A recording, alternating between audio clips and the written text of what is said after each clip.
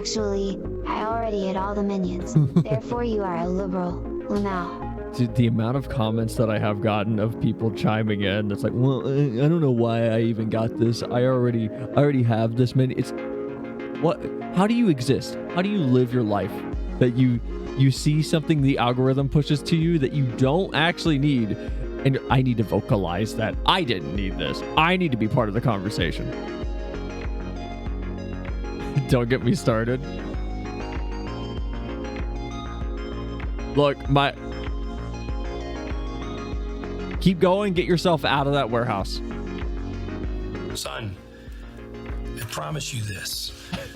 I will give you the best criminal defense that money can buy. Oh, slept most of the day, had disability pension assessment before noon, and I've got it. Now I need to wait for the other documents to arrive in though before I know how much they'll give me. Sick. I hope it goes well, never. Oh my god. So I want to talk about, well, we're gonna watch a video. We're gonna do a React Andy thing at the start of stream. I came across a video called "You Shouldn't Want a Perfect Game" by Writing on Games, and I haven't watched it because we've talked about this a lot recently. We've talked about optimization in games, and I don't mean optimization in the technical sense, but more of a, I don't know if philosophical sense would be the word. Thinking that you need fast travel, thinking that you need a super forgiving save system, thinking that you need an in-game economy in a single-player game that makes it easy to get access to every single tool and utility-based item. We've talked about it before, and I'm going to use the genre MMO. I think you should just make a game you like. Well, I think this goes deeper than that, because I'm going to use the genre of MMO as kind of the backdrop here. In FF14, I have complained about the fishing system. I have complained about the inventory system. I have complained about the teleport system. I have complained about the combat for casters. I have complained about the combat for samurai. I've complained about the combat for monk. I have complained about every aspect of that game that causes friction. And I'm still working on my inventory video. I'm still working on the shot list that I need. This week's been a bit busy, so I didn't get to chip away at it as much as I wanted to. I've got the VO completely recorded.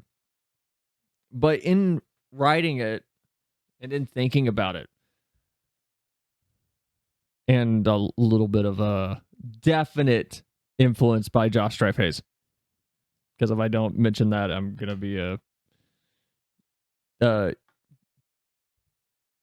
not a hypocrite, but I feel like my thoughts have been influenced strongly enough by outside forces that I need to talk about them. Back to what I was saying, though. With FF14, the more I'm getting into the inventory system and what I would change, the more I'm arriving at this weird middle ground of, I don't think I'd change anything in FF14. I really don't think I would.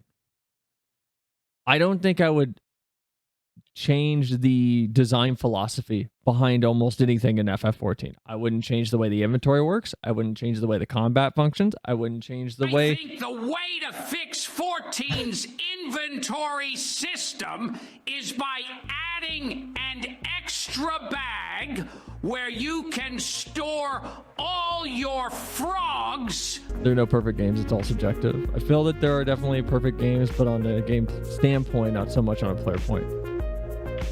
Is that all agree with? We can explore that in a moment. That's actually a good point.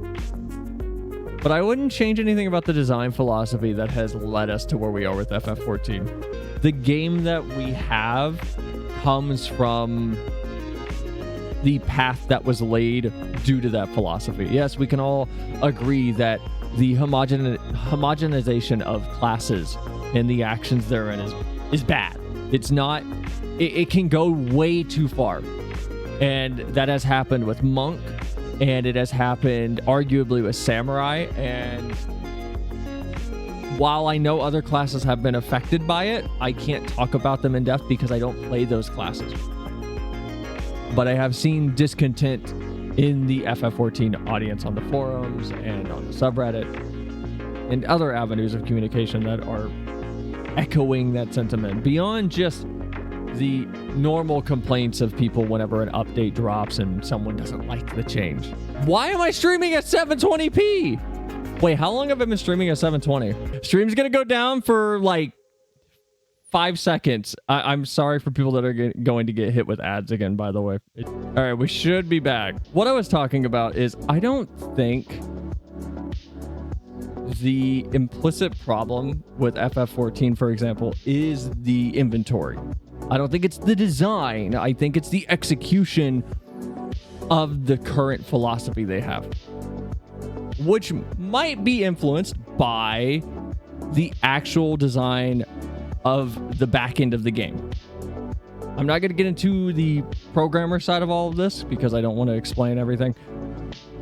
But right now, essentially the way I would fix FF14 is to bring in 2 new inventory spaces. A dye bag and a party favor bag. If not a party favor bag, I would bring in a crafting bag. I don't know why I'm trying to hold up my middle and ring, or my index and ring finger. An extra 130 slots dedicated to something else would make the game feel a lot better. Because the biggest problem with FF14 is every inventory space we get is not item agnostic. Every inventory space is almost explicitly intended for one thing or one item type. What I mean is you cannot put fish in your armory chest. Only armor goes in there. You cannot put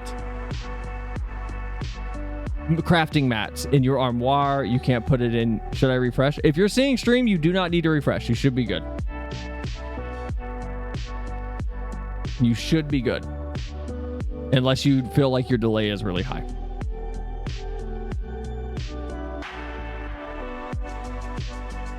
If you're not hearing me, then yes, refresh. Crafting bag for reagents, leathers, cloths, wood, metals, minerals, fish, demateria. Yeah. I honestly, a slight adjustment to the inventory system will make it feel better. And the reason I don't want to change everything, which is where this is going to come in.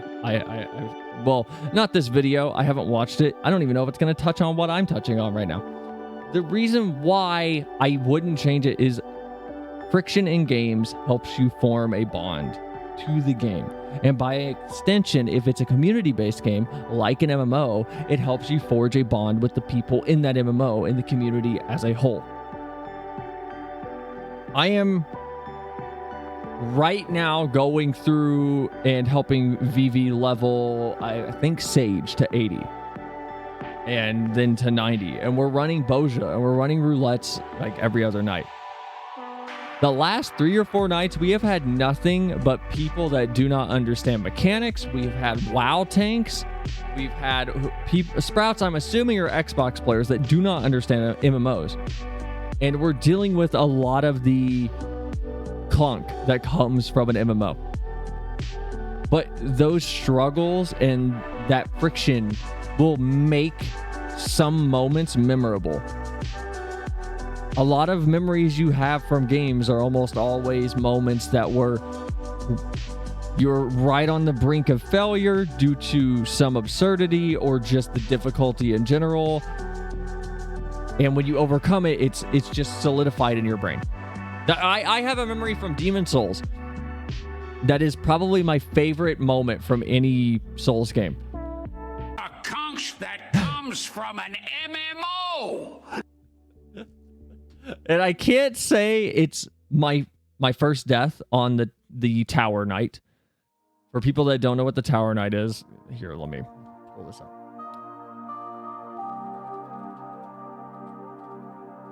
Because not everybody knows Demon Souls. Everybody knows Dark Souls. Not everybody knows Demon Souls.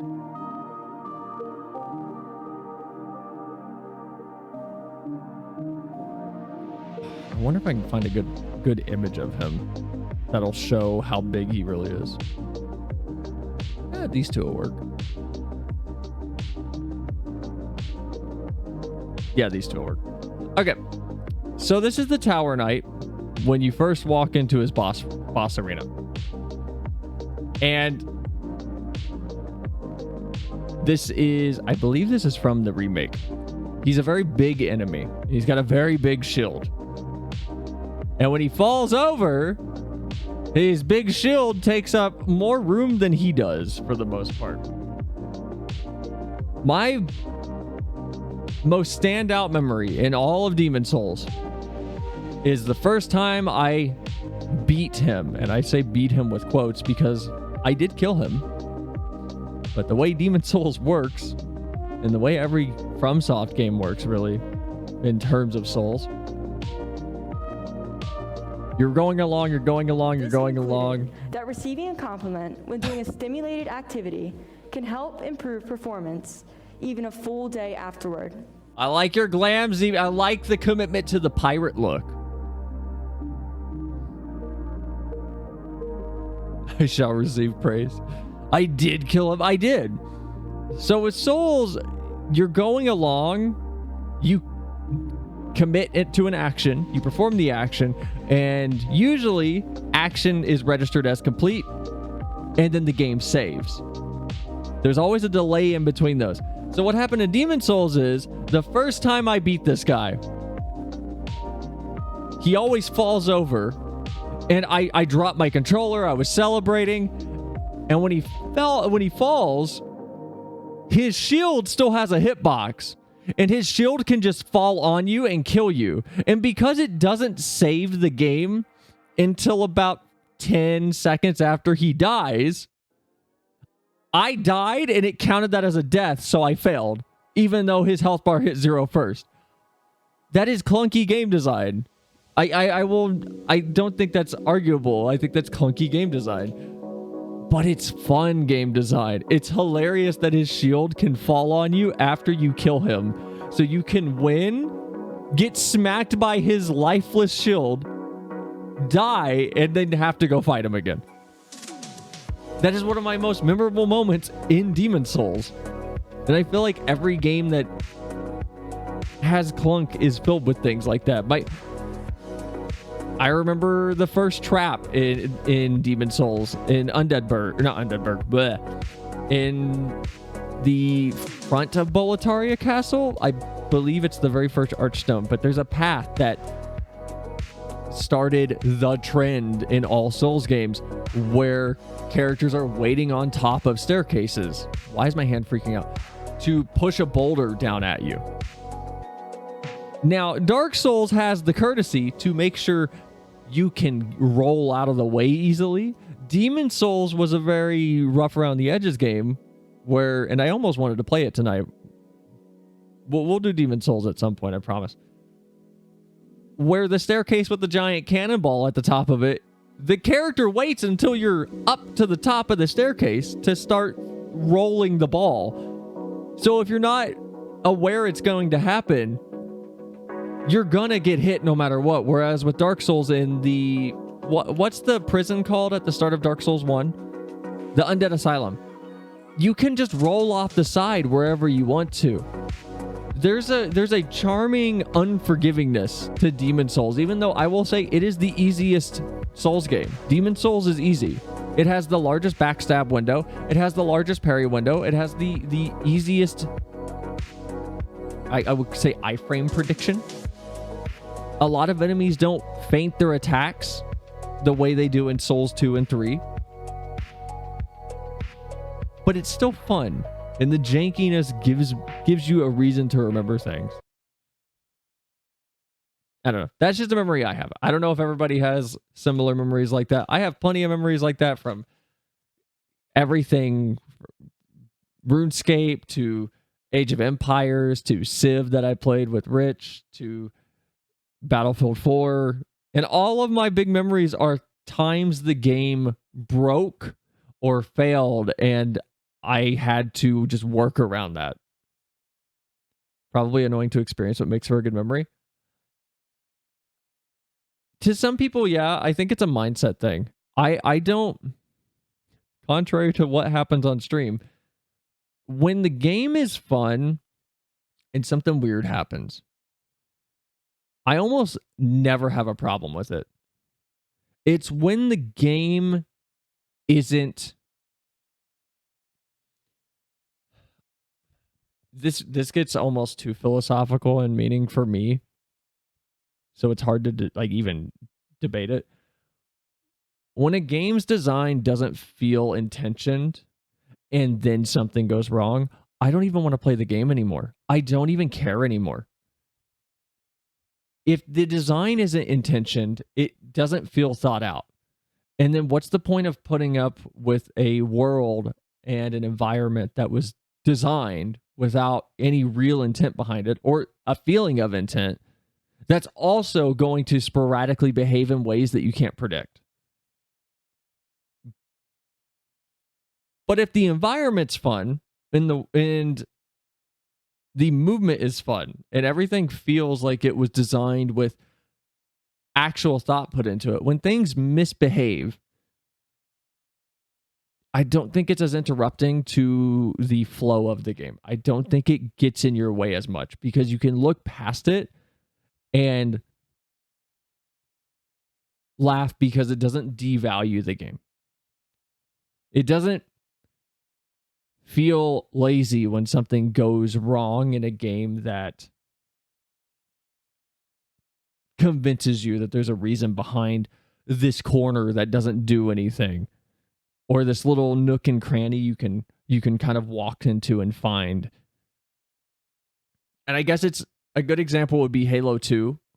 If you've ever done skull hunting in Halo, you know that they're always in some random out of the way path that serves no purpose, but they gave them purpose. Those little alleyways that you could sword jump up into in I think is it New Mombasa? I believe it's New Mombasa, where you first encounter, I think, the hunters in Halo 2.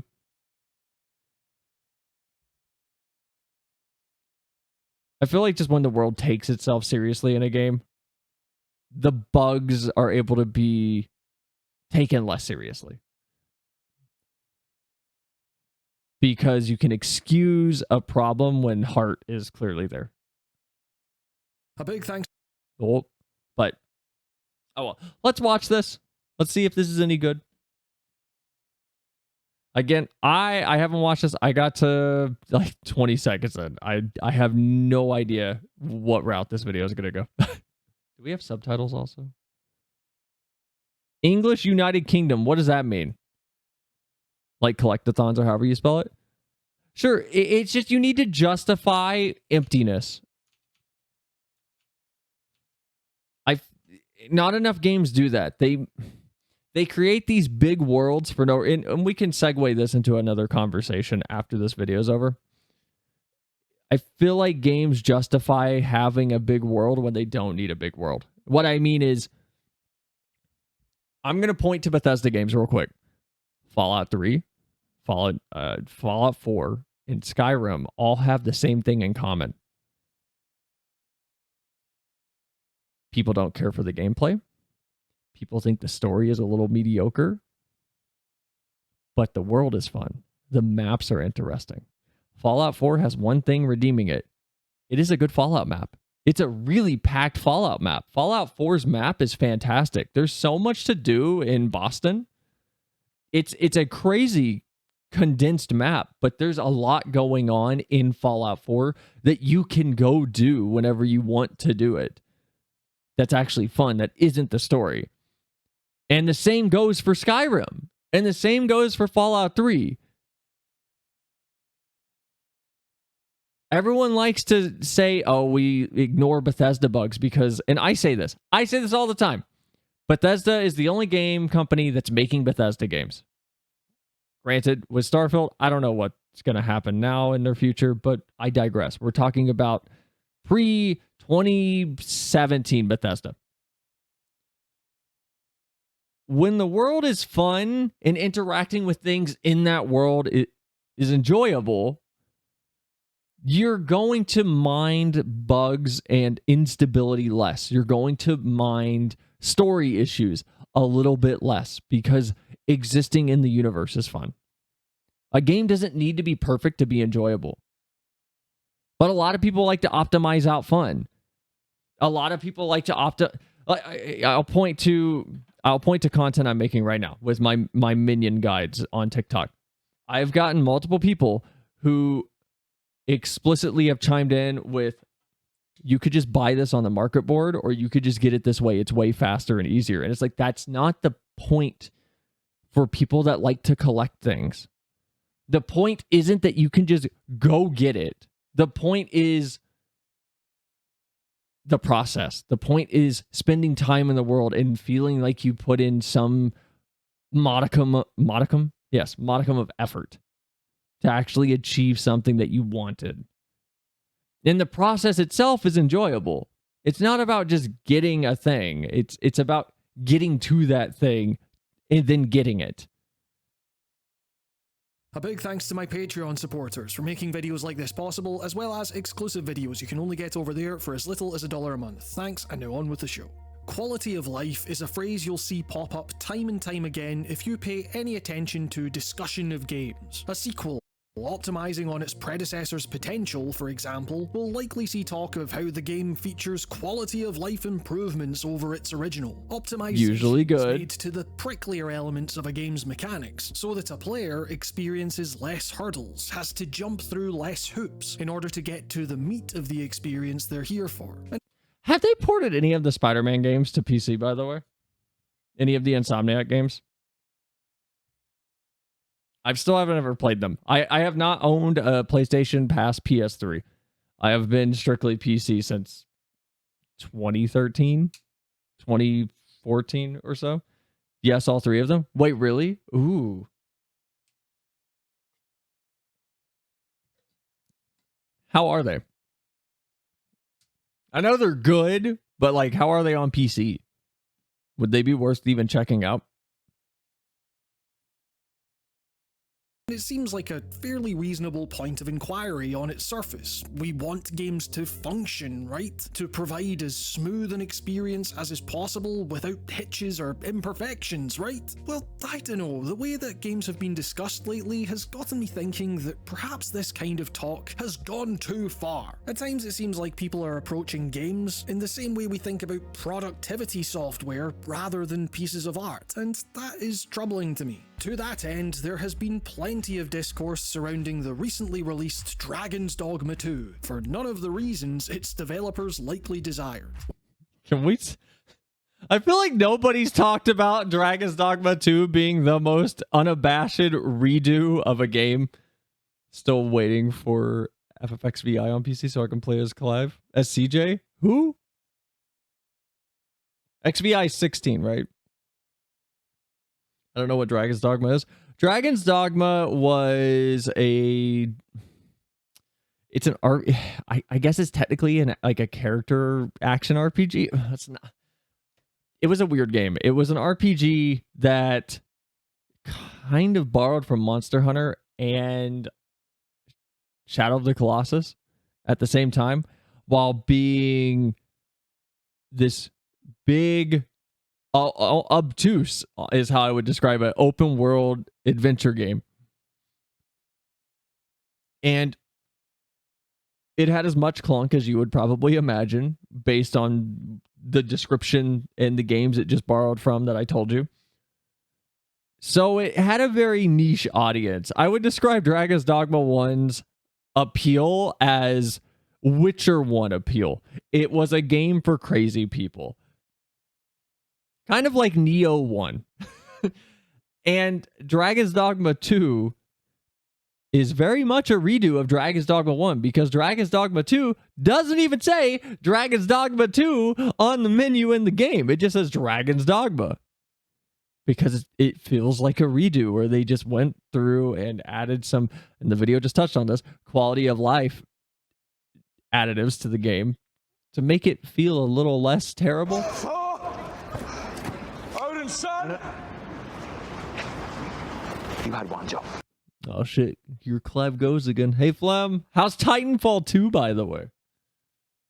The Insomniac Spider-Man games are fantastic. The first PS4 Spider-Man story is one of the best Spider-Man stories there is. Don't have a PC or play the second one, but I'm love the PS4. I might try it then, if they're on PC. Good video game? TF2 is so good. I love TF2. Not Team Fortress. Team Fortress is old and boring. Do not play multiplayer in Titanfall 2. Wait, is there some kind of nonsense going on? What about the Horde mode? The Horde mode is the best part of Titanfall 2. I love the Horde mode in TF2. Players are too good? Well, you just gotta practice.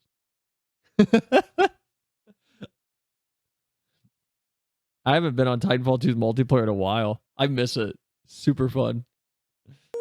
Hey! Thank you for the raid, Joe. Welcome in, people. We usually do FF14 content on stream, but it is Friday, so we're just yapping today. FF14 will be tomorrow. Oh, hi. A guy literally flew in circles around me. How is stream, Joe?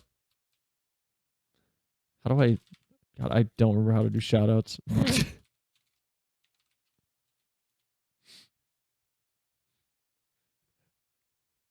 Look, if he's flying in circles around you, what you need to do is predict where he's going to go, target him, lock on with your Magna Boot melee that you get, and just break his spine. That's all you got to do. Easy, simple. Or you could just snapshot him with a sniper rifle. You don't understand? I want to play Titanfall 2. I'd have to send you a clip. Do you have a clip? I'll watch it right now. I'll watch you get bodied on stream. Send me a clip. I'll watch it real quick. Streaming pretty well. How are you doing? At least die painlessly. To shreds, You you know, say? if someone is flying around you, just fly better than them forehead. Yeah. We're talking about perfectionism in video games. So not too bad. Hello there. Hi, Chaos Dragon. Welcome in. Appreciate the... Ooh, I don't know. Oh, whoa. Who says hello there? Who is that? Who's the character? I know the actor. I keep wanting to say Ewan McGregor, but it's not Ewan McGregor. It's Obi-Wan, right? Obi-Wan? Okay. With talk of a far less than optimal PC port being overshadowed by the decision to include microtransactions for key items, and when it was found that such items were readily available to be found in-game, talk for a brief time turned to how a game in this day and age could have the gall to leave out industry standards like fast travel. How could the devs waste players' time like that? Fast travel isn't needed. I'm going to call this a cold take. I don't care. I think this is a cold take. I think if you think if this is even remotely controversial, I'm sorry. I'm going to call you selfish. I just there's the hot take part. Fast travel isn't needed if the world is interesting. That's it. If the world is interesting, you don't need fast travel. And I'm sorry if you don't have time to play a game that doesn't have fast travel. I guess you're just not playing the game. Not every game needs to take into account that you are working 40, 60, 80 hours a week and have kids or have other priorities in life. If you're not in a place where you can play a game, then you're just not going to be able to play that game. That's it. I'm not in a place where I can go down to the track every 3 weeks and drive a car. But I'm not gonna sit here like track days should be more approachable for people like me. Ubisoft. Perfection is in video games. You only need 3 things: a good story, good soundtrack, no microtransactions. We could talk about the last one, and I say that because I'm an MMO player. Microtransactions can be unintrusive. They can be genuinely a non-starter for the game's design or your experience therein. Am I using non-starter right? Someone tell me if I'm using non-starter right. I like to just walk in Skyrim. Microtransactions are okay if they're vanity. But if they're pay to win, it's pretty rough. The problem with the vanity argument that I really, really dislike is I see a lot of people say that without taking into account that you are still losing something in that scenario, which is every game that has vanity only microtransactions, go look at the default gear. It's always so garbage. It's always trash. There's never anything good. I'm going to point to FF14 for this. There are so many pieces of gear in FF14 that are so much better than anything on the Mog Station. Just flat out. 90% of the gear in the game is better than what you can find on the Mog Station. And the reason that is because things on the Mog Station are items that would not exist in universe explicitly most of the time. It's almost always things that are like a modern sweater, a modern vest, a modern skirt, a modern pair of pants, a hoodie, things that you would not encounter in the world, so they don't just give them out for free in the game. They're little things. They're not explicitly just, oh, you want to look better than everybody else? Whenever vanity items become something that is meant to make you look better explicitly, then there's an issue. The vanity items should be a fun little bonus where you can help further support the game you're enjoying, instead of, man, this armor I have, yeah, the stats are good, but I just look so dull and this looks so shiny.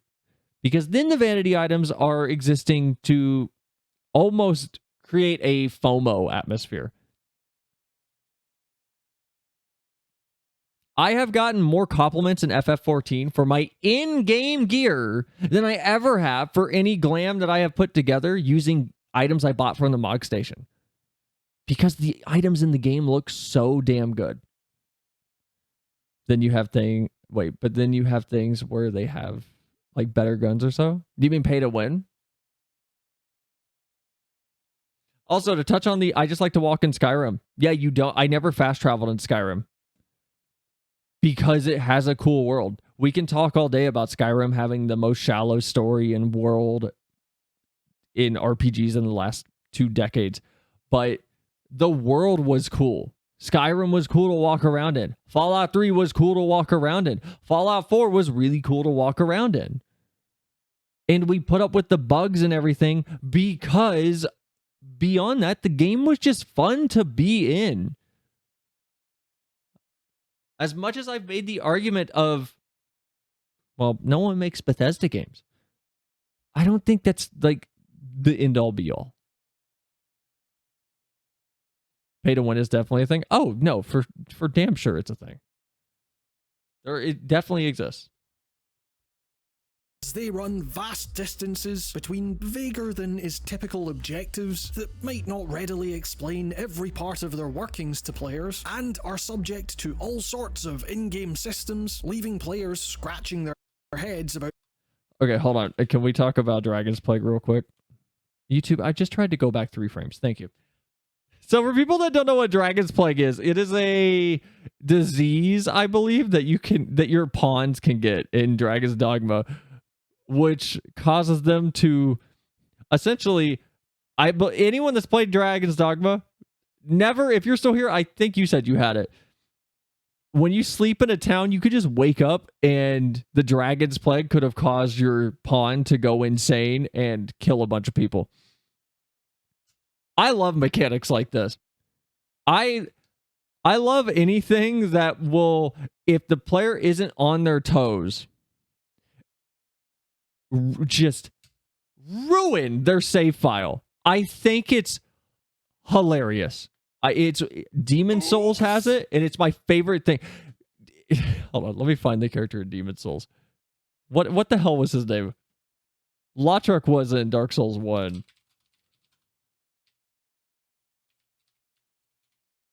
I think it was Yurt, the Silent Chief. I think it was Yurt. Let me find him real quick. Yeah, here he is.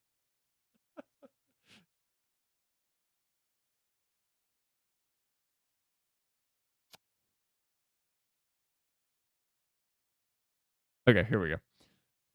So there's an NPC in Demon Souls called Yurt, and this was the first big example of this that I can think of in the gaming industry. Like the first big, like, mainstream-ish example that really pushed a lot of people away from a game. Sick, can I be an evil ruler of dragon plague people? Terraria has that. If you're not careful, your house can just be ruined. I like, as long as it's telegraphed to the player that it can happen and there are signs, I think it's a great thing to do. Demon Souls, I'm gonna say maybe a little harsh because it was the first Souls game. The very first Souls game. We all know now. We all know in Dark Souls 1, don't trust Lautrec. We all know there's a character in Souls 2 like that. We all know there's a character in Souls 3 probably. I haven't beaten that yet, but I'm going to assume you guys do. No, I don't. Patches, etc. There are characters in Souls games that always fuck you over. Always. So in Demon Souls, what would happen is... Is it kinda like ghosts in Minecraft who harass you if you don't sleep for 3 days? Are you talking about Yurt or the Dragon's Plague? So with Demon Souls, I'll walk you through the experience of a player that didn't know about Yurt.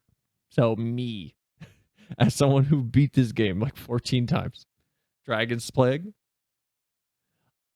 I'm pretty sure it's just they have a tendency when you're not watching them to freak out. I don't know if they can freak out at any point in time. I haven't played Dragon's Dogma. There's ghosts in Minecraft. Man, I don't keep up on Minecraft. So you rescue this guy from, I believe, Tower of Latria, from a cage called Yurt. He does what everybody in every subsequent Souls game has done, which is be like, thought I was a goner.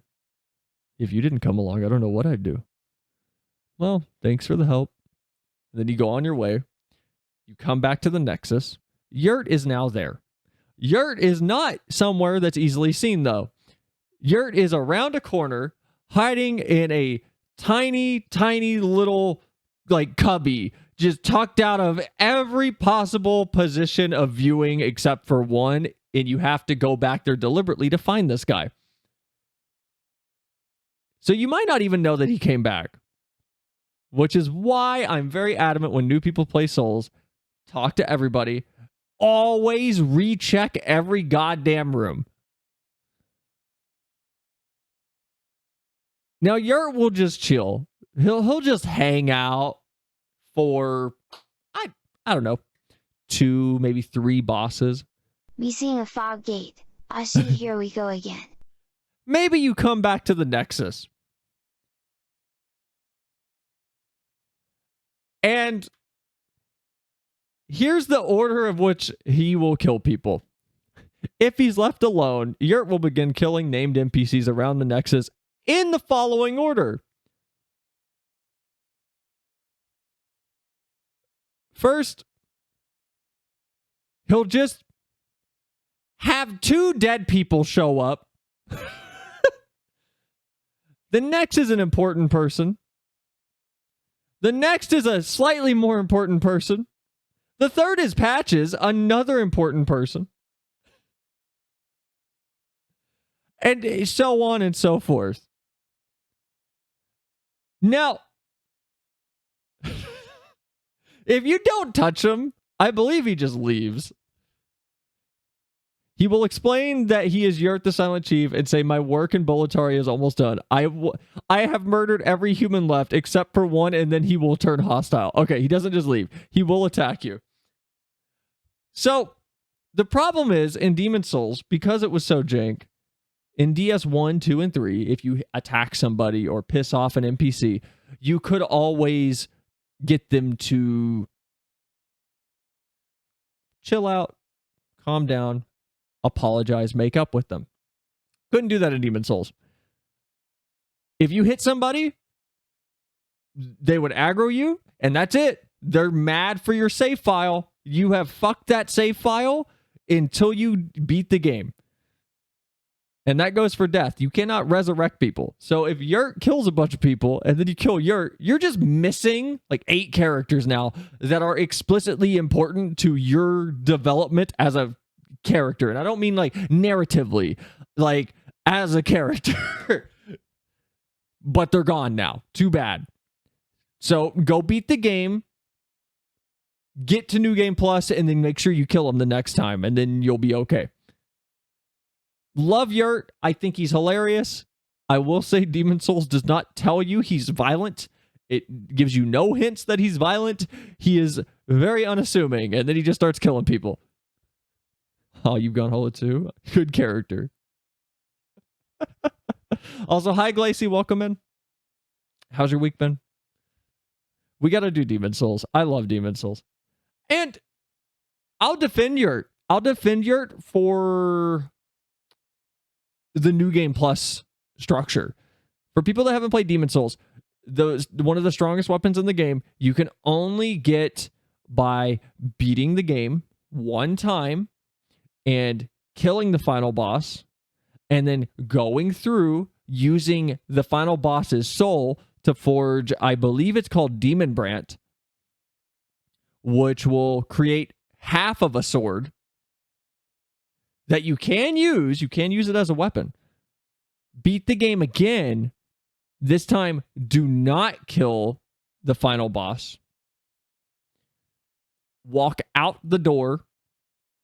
Restart the next New Game Plus, and I believe that gives you access to the forge option for Soul Brant.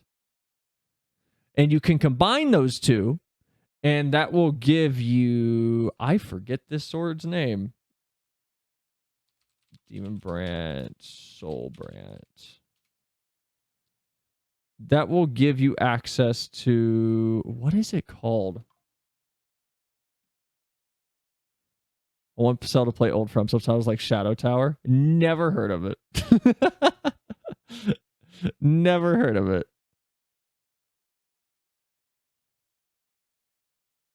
What is that sword? Is it Northern Regalia? Hold on.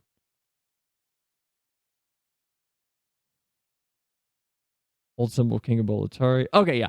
So you have to collect 2 swords, and then you will unlock a sword called Northern Regalia, which I believe it's either... I think it's Demon Brant or Soul Brant. But one of the swords also are needed to damage a character properly, because they cannot be fought with a standard blade. You have to have essentially a blade of royalty. It's weird. It's really weird. I love Demon Souls. It's a fucking nightmare. Man really pulled a Kira Yoshikage. Yurt just wants to live a peaceful life. This Yurt person sounds like an upstanding citizen. He's a good character. I think he's better than every other character that's come after that's tried to beat him. Assume everything in Demon Souls is violent. Yeah. Also, hi, Vivi. That's how you should play every Souls game. Every single Souls game. Except Demon Souls. Don't swing first at anybody in Demon Souls. If you hit them, they'll be mad at you for the whole save. It's about how to proceed. You mean to say we paid 60 quid for a punishment simulator? You are lying if you say this is fun. I mean, where are all the quality of life features? And look, amongst this... No. No, I don't think I will. Is this not the point? By comparison, I recently played through the entirety of Rise of the Ronin, and despite its... Oh my god, it's Rise of the Ronin? I thought it was Rise of Ronin. plethora of what might be called optimizations to the developer's typically unforgiving formula, and despite its grand ambitions as an open world, here we have a game with traversal that might as well be a menu, as you point at a place on a map and can put your controller down while your horse just takes you there. Sure, it's easier, it's more comfortable than Dragon's Dogma 2's world can be, I suppose, but it's also so nothingy, so mindless. I mean, of course, microtransactions in a single-player game are bad, but surely the more pressing I matter want in to the hear case this of guy say Dragon's purple Dogma 2 burglar is alarm. That's so mean. That's so mean. Who's Ronan? I want to know him. I really want to play Rise of Ronan. I also don't think there's a huge problem with having auto run like that in something. I think there's a good half step, which is auto run without just GPS tracking. It would be like if you could do that in Grand Theft Auto, and they have that. It's called a taxi.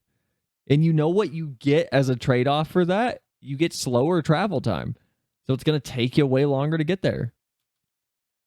Well, those that buy and use them so they can more efficiently zoom around this map are clearly missing out on precisely the in-the-moment dynamism of that game world that makes Dragon's Dogma so compelling. That friction with a game that suggests its world is bigger than just you and allows you to navigate it however you choose, without the strict guidelines that other so-called open games might apply, so long as you are willing to accept the Okay, we gotta try Dragon's Dogma at some point.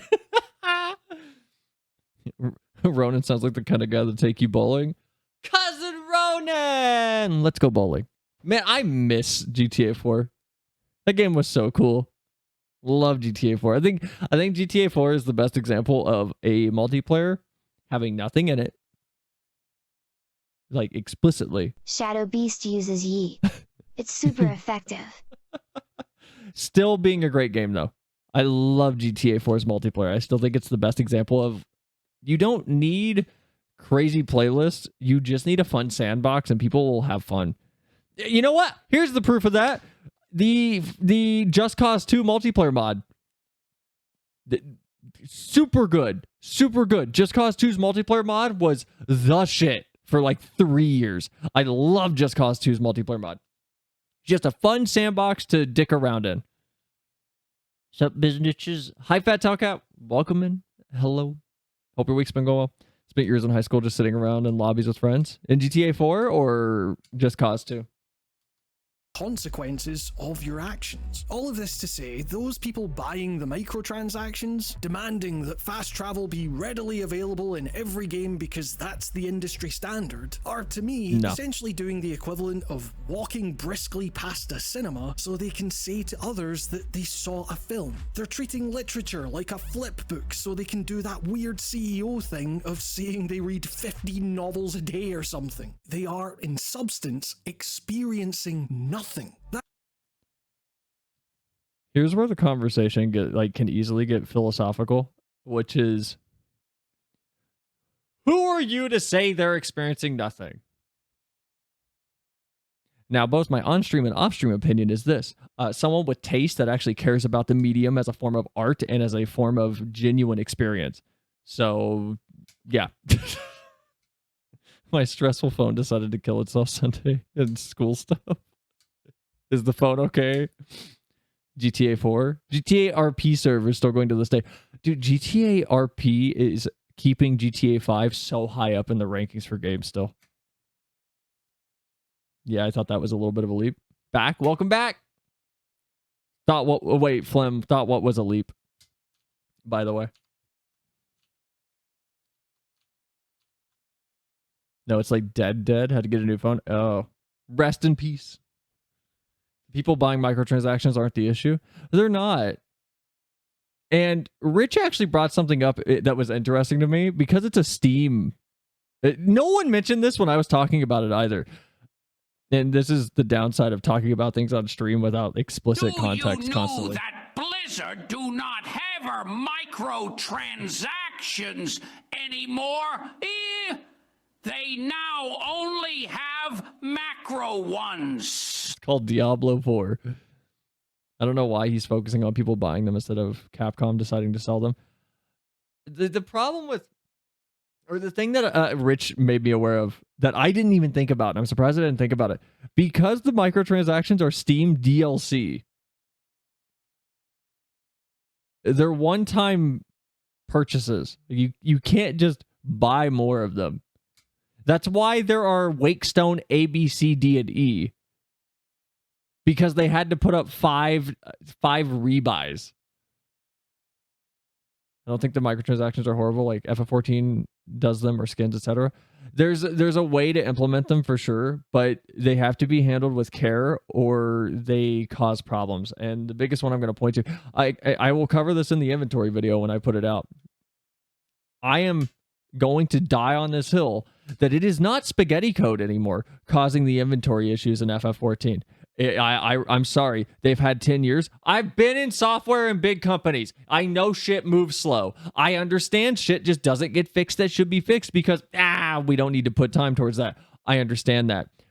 I will die on the hill that the reason they do not dedicate time to fixing it, if it still is a code issue, is because they are making $2 a month per spare retainer, which is 175 inventory slots per retainer that people are buying. I know so many people that I have seen with subs going, yeah, I have 8. 2 times 8 is 16 before tax.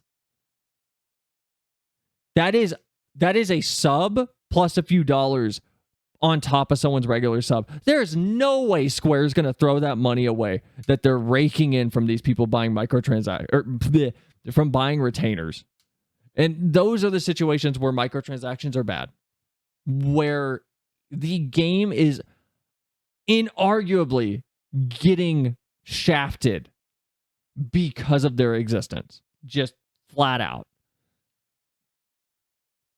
That pushback from Dragon's Dogma's game world and its systems is its art. And honestly, the discussion surrounding this has gotten me thinking about what we expect from games, and why we as players continue to hold this medium to different, decidedly more corporate standards than we do other art. The idea that, as an enthusiast, no effort should somehow be Hold on, what does it say at the top? To hold this medium to different, decidedly more corporate standards than we do other art. To be clear, I'm absolutely not referring to accessibility concerns here, which are clearly valid, incredibly important, and must be taken into account. I'm purely speaking of more commercial aesthetic concerns like convenience, boredom, wasting time, etc. Yeah, no, I think the video is on the right track so far. It's I got pushback for saying I was on the side of, like, not on stream, but just from people off stream. Whenever I was saying, I don't think Elden Ring, Dark Souls, or any game should have a difficulty slider just for explicitly accessibility purposes. Outright. I do, like,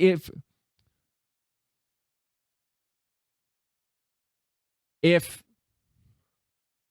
Elden Ring is thought to need an accessibility slider for the difficulty, that is the dev's decision. That is the artist's decision to make the art more accessible. If the point of the art is to be inaccessible, if the point of the art is to be difficult, that is their decision. That is not my decision to foister upon them. While it is inarguably the best moral stance, that is, yes, Elden Ring should have accessibility options. I don't know if anybody remembers that discussion back whenever Elden Ring was first coming out, when journalists were bitching about it being too hard, and then normal players were bitching about it being too hard. And there were a bunch of articles being written that were, should we add a difficulty slider to Elden Ring? If the point of the game is to be hard and inaccessible, that is on the developer and the creator to decide. If the point of their art is to be something that not everybody's going to be able to play, I do not think Game I reviewers, have... when there aren't yellow lines telling them exactly where to go. I don't think I have the reasoning to say that it should. I don't think anybody explicitly has any ground to stand on to explicitly dictate what an artist does with their art when it comes to things like this. I don't think they do. And that might be a hot take, but whatever. I like how Rainworld did it differently. There are 3 different characters and stories to play through. Totally fair. Rainworld executed on that idea, and they didn't They didn't just shoehorn them in as accessibility options either. They made them a core component to a different I'm all experience for in the game. accessibility options. Would be great to have a one-hand mode for Stellar Blade. There's a bit in Yeek that's kind of like that, not difficulty-wise, but just an ending that's impossible to get, and I like it. How is it impossible? Games whose main appeal is difficulty and accessibility definitely shouldn't have a difficulty slider. Yeah, I don't think that's a hot take. I don't think that's controversial to say. I'll break it down to be very simple in bite size. If the art has to be compromised because of something that the artist doesn't want, then there's no point in adding it. If it is compromising their vision, they shouldn't have to do it. And before someone goes, well, actually, game development is explicitly compromises. Yes, I work in software. Yes, I'm aware of that. But there's an implicit difference between compromises made to get to the end goal of the product you want and compromises on that product that would come to a conclusion regardless. If the product is going to be done and then we're compromising more in a way that the creator, I want to be very clear here, the creator decides, betrays their vision or their intent, they shouldn't have to do it. Because I know the other thing that people would say is, well, you don't know what the artist wants. I don't. Most of the times the curtains are blue in a book because they just like the color blue. It doesn't have any bearing on the psychological state of a character. They just thought it looked cool.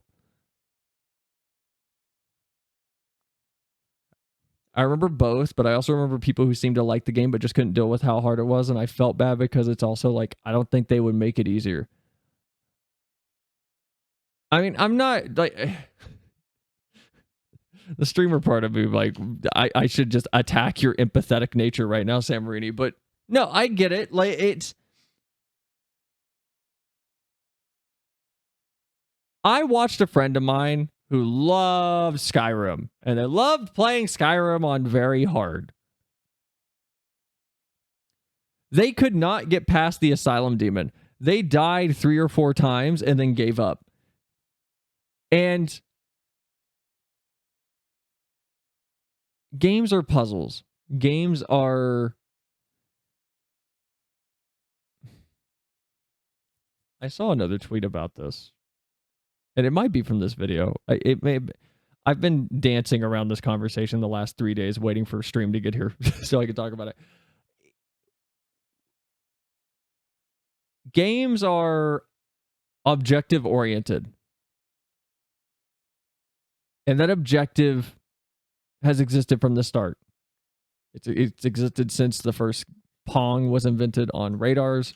It's existed since the Magnavox Odyssey, ColecoVision, Intellivision, TurboGrafx, Master System, 64, PS1, PS2, whatever. The objective has changed size and scope, but the goal is always to learn the rules of the universe that you're in, the world you're in, or the setting you're in. And I say, I'm being that specific because it feels really weird to go, learn the rules of the Pong universe. If someone doesn't want to dedicate the time to learning how to deal with Elden Ring and its mechanics, fine. Then it's not a game for them. And if they physically can't, that is a discussion between the creator and the art they're making. Not me and the creator. And it is a conversation of submitting feedback of the person with the accessibility concern and the creator. Learn how things work and get to what you consider an ending. You know what, Glacy, you may have just summed up how I do play some games where where there's explicit ways to do things. If you hang around stream, you'll see more and more of it, of just we beat things in very unintended ways, and it's like, fuck it, that's it. That's how I like. No, I'm not upgrading my weapon. I didn't even know there was an upgrade menu in Metal Gear Rising. I have beaten that game 5-6 times, and the last time I played through it on stream, I think Flem, it was you who screamed at me. Like, I didn't know there was an upgrade menu until about halfway through, and I didn't know there was a block, or not block button, a dodge? I didn't know dodging existed in Metal Gear Rising until about 1.5 years ago. It's just purposely excluded from the game. It only exists on the creator's So channel, dumb. and it's on purpose. In the wise world of Mr. Hippo, sometimes a story is just a story. I tried Mr. Hippo. I don't know if I'll play it on stream. It was very weird. It felt like a Pizza Hut demo disc fever dream. The idea that, as an enthusiast, no effort should somehow be expected on my part to engage with and think about a piece to... He's got a game? What? You didn't know? Oh, not Mr. Hippo. Sorry, my bad. Sorry, my bad. He's from FNAF. Hold on, everyone slow. This. Not Mr. Hippo. This. There's a demo on Steam for a game called Happy the Hippo.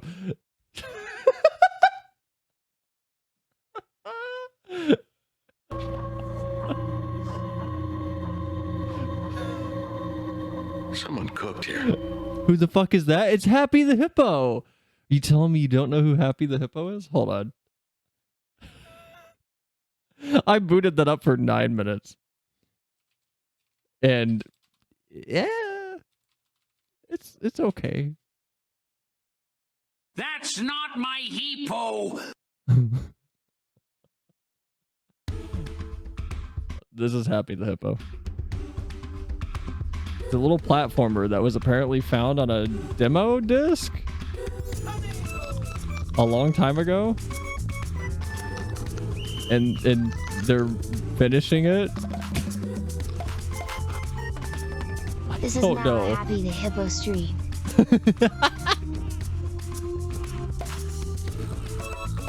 I played it for a little bit, and it's very dark. Like visually, it's hard to see what's going on. Better not be a horror game. Oh, you guys can't see his gross hippo face. Hold on. There, right there in the bottom left corner.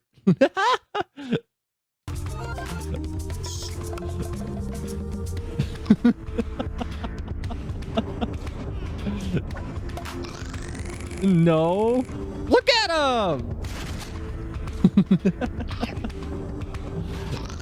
I have no idea if this game's like good or not. I played it for about 9 minutes.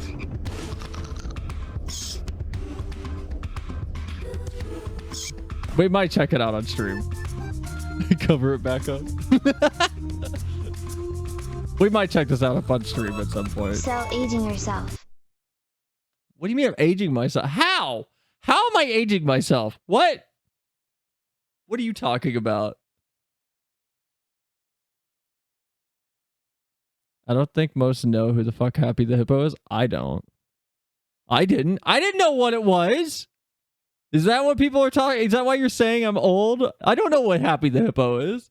I have no idea. I just found it on Steam during the Next Fest. What are you talking? So 17. You said demo disc? How is that aging myself?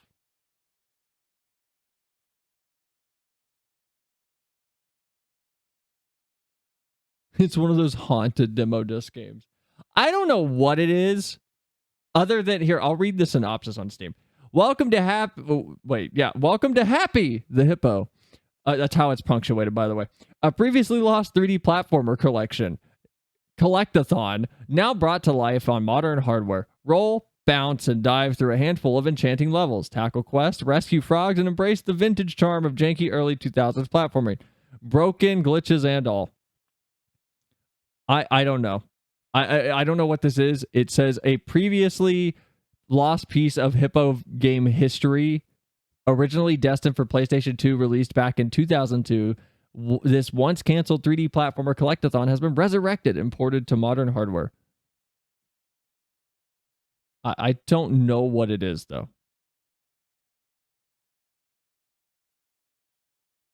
Don't click that. I was making a joke. Dude, yeah, maybe don't click that one. Why is it hard for me to, like, mod on my own thing? I can't get rid of Sam Reedy's terrifying message. Nobody click on that hippo.exe thing. It'll take you to a dead URL. It thinks it's a URL. I can't delete it. I'm sorry. It's going to just stay there. How do you delete a message as a mod?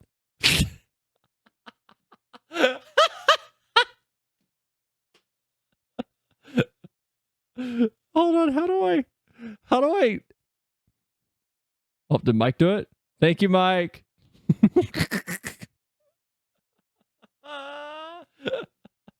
Okay, let's continue this. Work past any imperfections or awkwardness. Oh my god, Mafia 2 is so good.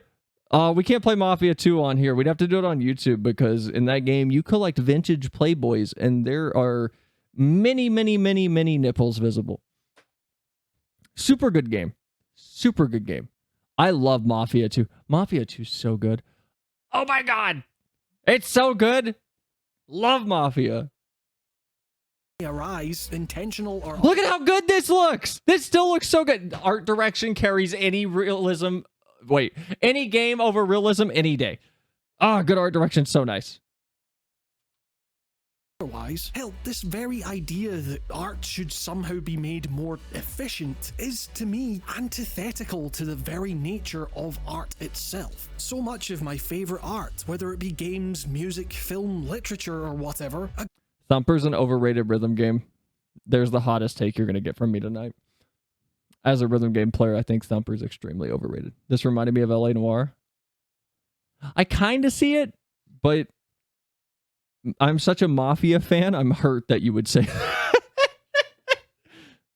A great deal of its importance to me has come directly from the effort it took me to really Armor Core. and I don't know what appreciate the hell the this beauty is. within a potentially harsh exterior, or better yet, to appreciate that very harshness as the beauty. Like, if you told Napalm Death that they would be a bit more pleasing to more people if they just played more rigidly or cleaned up the guitar tone, if you told Hijo Kaiden or Peter Brotzman that they could heighten engagement if they just turned down the volume a wee bit or shortened their pieces, or if you told Chantal Ackerman that the viewer's quality of life would be improved if we didn't have to endure Jean Dielman peel quite so many potatoes in...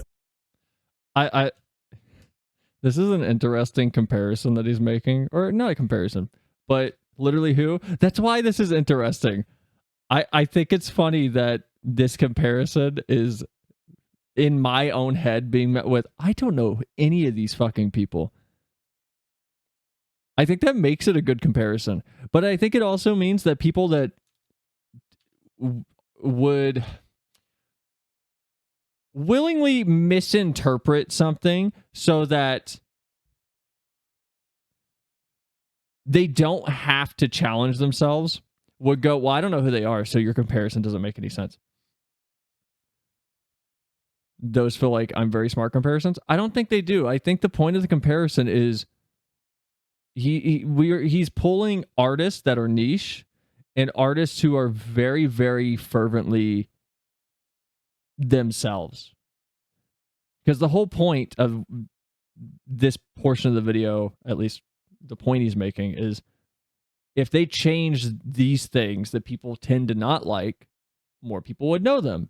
And by us going literally who, the point is kind of being made. It's like if... Okay, I'm going to pull up an artist from the My Little Pony Friendship is Magic fandom who is no longer really associated with it, but they got their start there. They started off as an artist called The Sound of the Aviators, and they always focused on orchestral rock. That's still what they focus on. Not the biggest genre. And because of that, because they have great production quality, but that is their genre of choice, they didn't blow up like The Living Tombstone did, who also came from the My Little Pony fandom. That is how he got his like kickstart, and then his full boost up was the FNAF fandom. But his little catalyzing agent was the MLP fandom. Everybody knows Living Tombstone because he made a very mass appealing electronica type of sound. A lot of people, I feel like, don't know Aviators because he still sticks with this almost orchestral operatic rock sometimes, and it's not the most appealing thing to everybody. I love it. I think his music is fantastic, but I would wager not a lot of people know who the hell he is. MLP, my childhood traumatizer. All instances, you'd be very quickly, very explicitly told where you can shove your opinions. In other fields, artists are often respected for their obstinance, for their unwillingness to cave to audience demands about how their art should be crafted, purely so that said audiences could, in theory, more efficiently consume it and mindlessly move on to the next bit of content. And so, why is the expectation seemingly so different for games? You know, perhaps this is all because the audience for games is more directly involved in the progression of a narrative, and an artist doesn't want said progression hindered by player irritation. But even then, I as a player can appreciate some clunk. Like, Killer 7 is never going to be renowned Still need to play Killer status 7 as a quote-unquote good shooter with its on-rails movement and the need to stop in your tracks and go into first person and scan a room to make the enemies visible and slowly aim at their weak points. It's awkward as far as shooters go. You could examine this process and find a million ways in which it could be optimized to more contemporary standards, free movement and aiming for one, but the awkwardness is the point. It's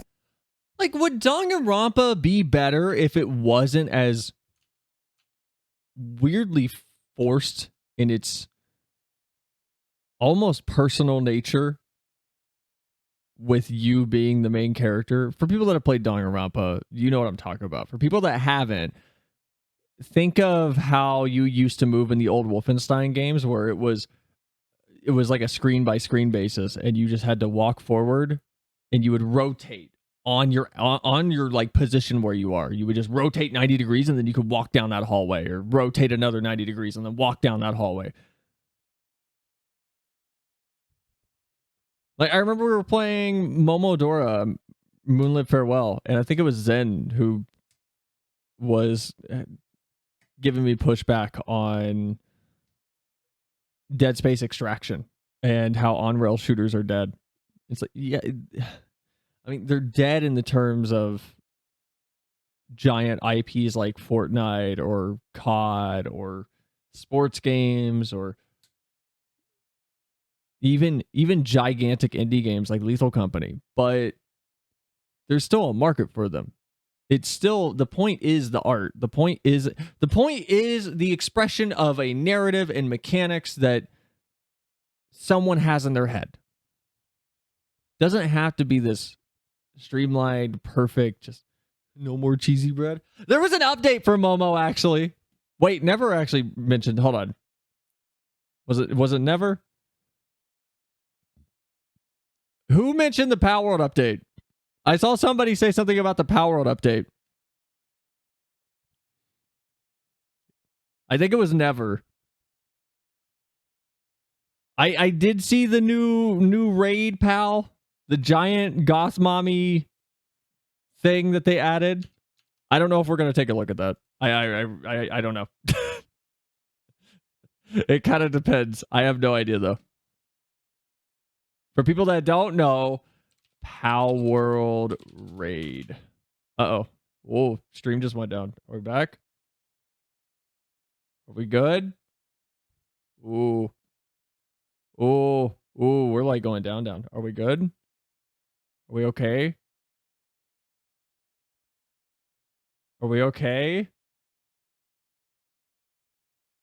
I think we're good. Okay, I think we're good. All good? Okay.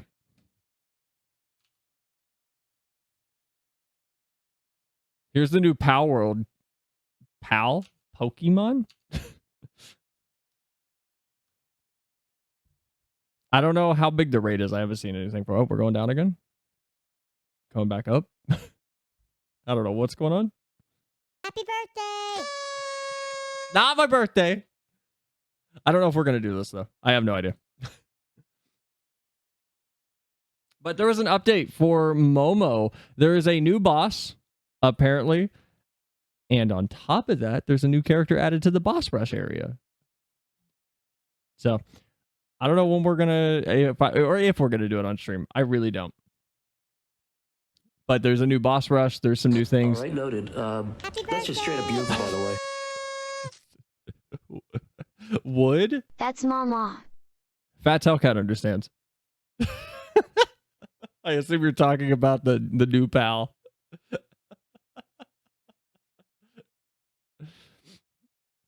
Not only tense in itself, its tension is heightened because it's new, unknown. It jolts the player out of their comfort zone and makes them think more deeply about what they're having to do, the context and narrative surrounding their actions, in a way that more conventional shooters would really struggle to achieve. On the more extreme side of things, Deadly Premonition's driving is some of the worst I have ever experienced in a video game. Why are we going down again? What's happening?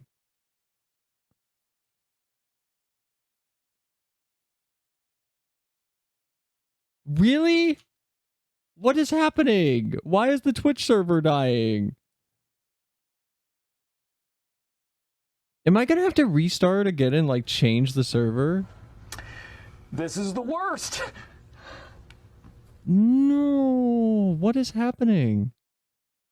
I'm watching it struggle to stay at like 3,000 kbps. This give me flashbacks to fucking Lifeline. wait.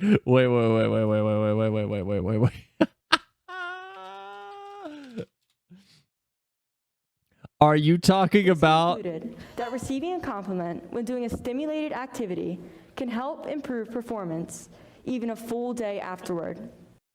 Why are we going down? Are you serious? Stop going down. I'm gonna have to change the Twitch server. Like it's dying.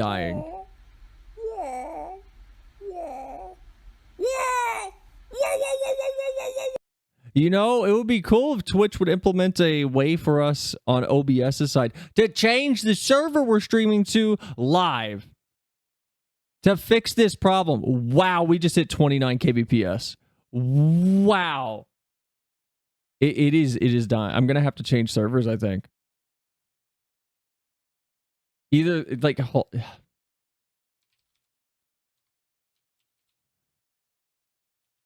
is it Twitch? Has to be Twitch. Has to be Twitch. It can't be my internet. Spectrum has never fucked me. Yeah, my upload is... See you soon.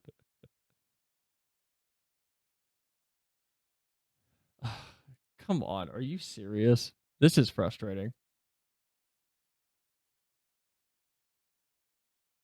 Maybe it is OBS. Or maybe it is my internet. Hold on. I'm just gonna...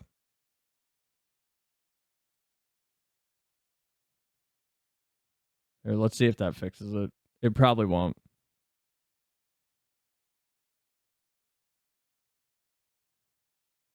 Twitch shutting you down for React Andy. You need to make an offering first to the React guy.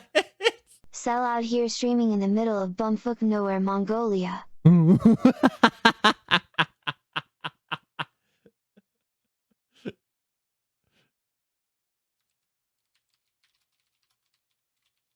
Looks like we're coming back. Maybe it was just my VPN. Happy. Maybe. Where is this video now? God damn it. I'm trying to find something that Glacy probably knows. I don't know if you guys will know it.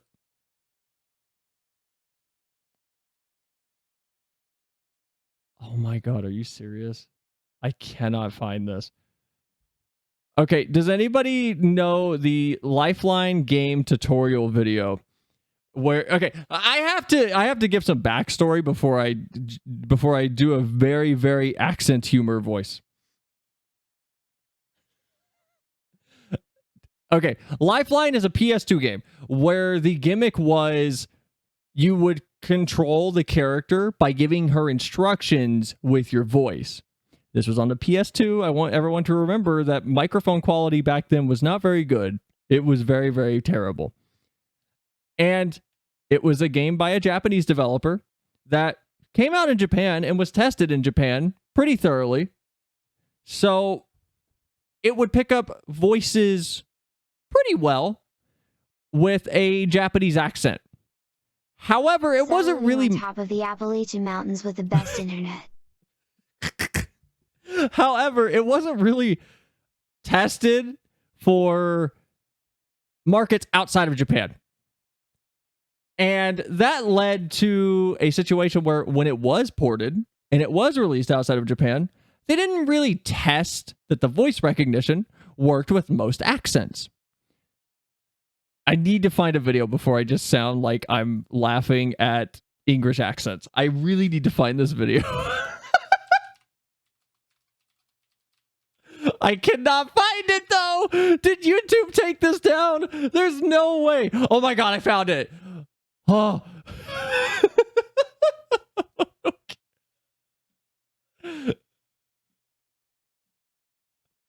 Okay, I found it. I found it. You have to say hello instead of hello or something. Yes. So the game wasn't tested outside of probably mostly just the Japanese testing team and the developers. It was released in, I believe, Europe. I don't know if it got an American release, but I'm just gonna let part of this play. Let me. Testing. Try pronouncing the items written in the middle of the screen. Tutorial. Hello. Bad. What? Hello. Bad. Hello. Bad. Hello. Good. Now try the next one. I want to hear this narrator say bazinga. Hold on, it gets worse. PlayStation. Great. Now try the next one. Lifeline. Good. Okay, so Lifeline, yeah. Lifeline's a really old game. Very old. Maybe we'll check it out on stream sometime. It could be fun. Why are they all L's? Don't worry about it. But I think it's my favorite example of a game not being tested well, because you hear him on the first hero not lean into the accent, and it doesn't accept it, and then he really leans into it, and it goes, good.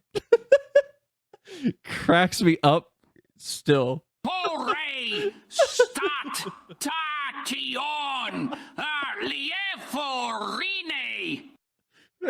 Maybe we'll try Lifeline though. Lifeline looks fun. I've seen some people play it, and it looks like a nightmare.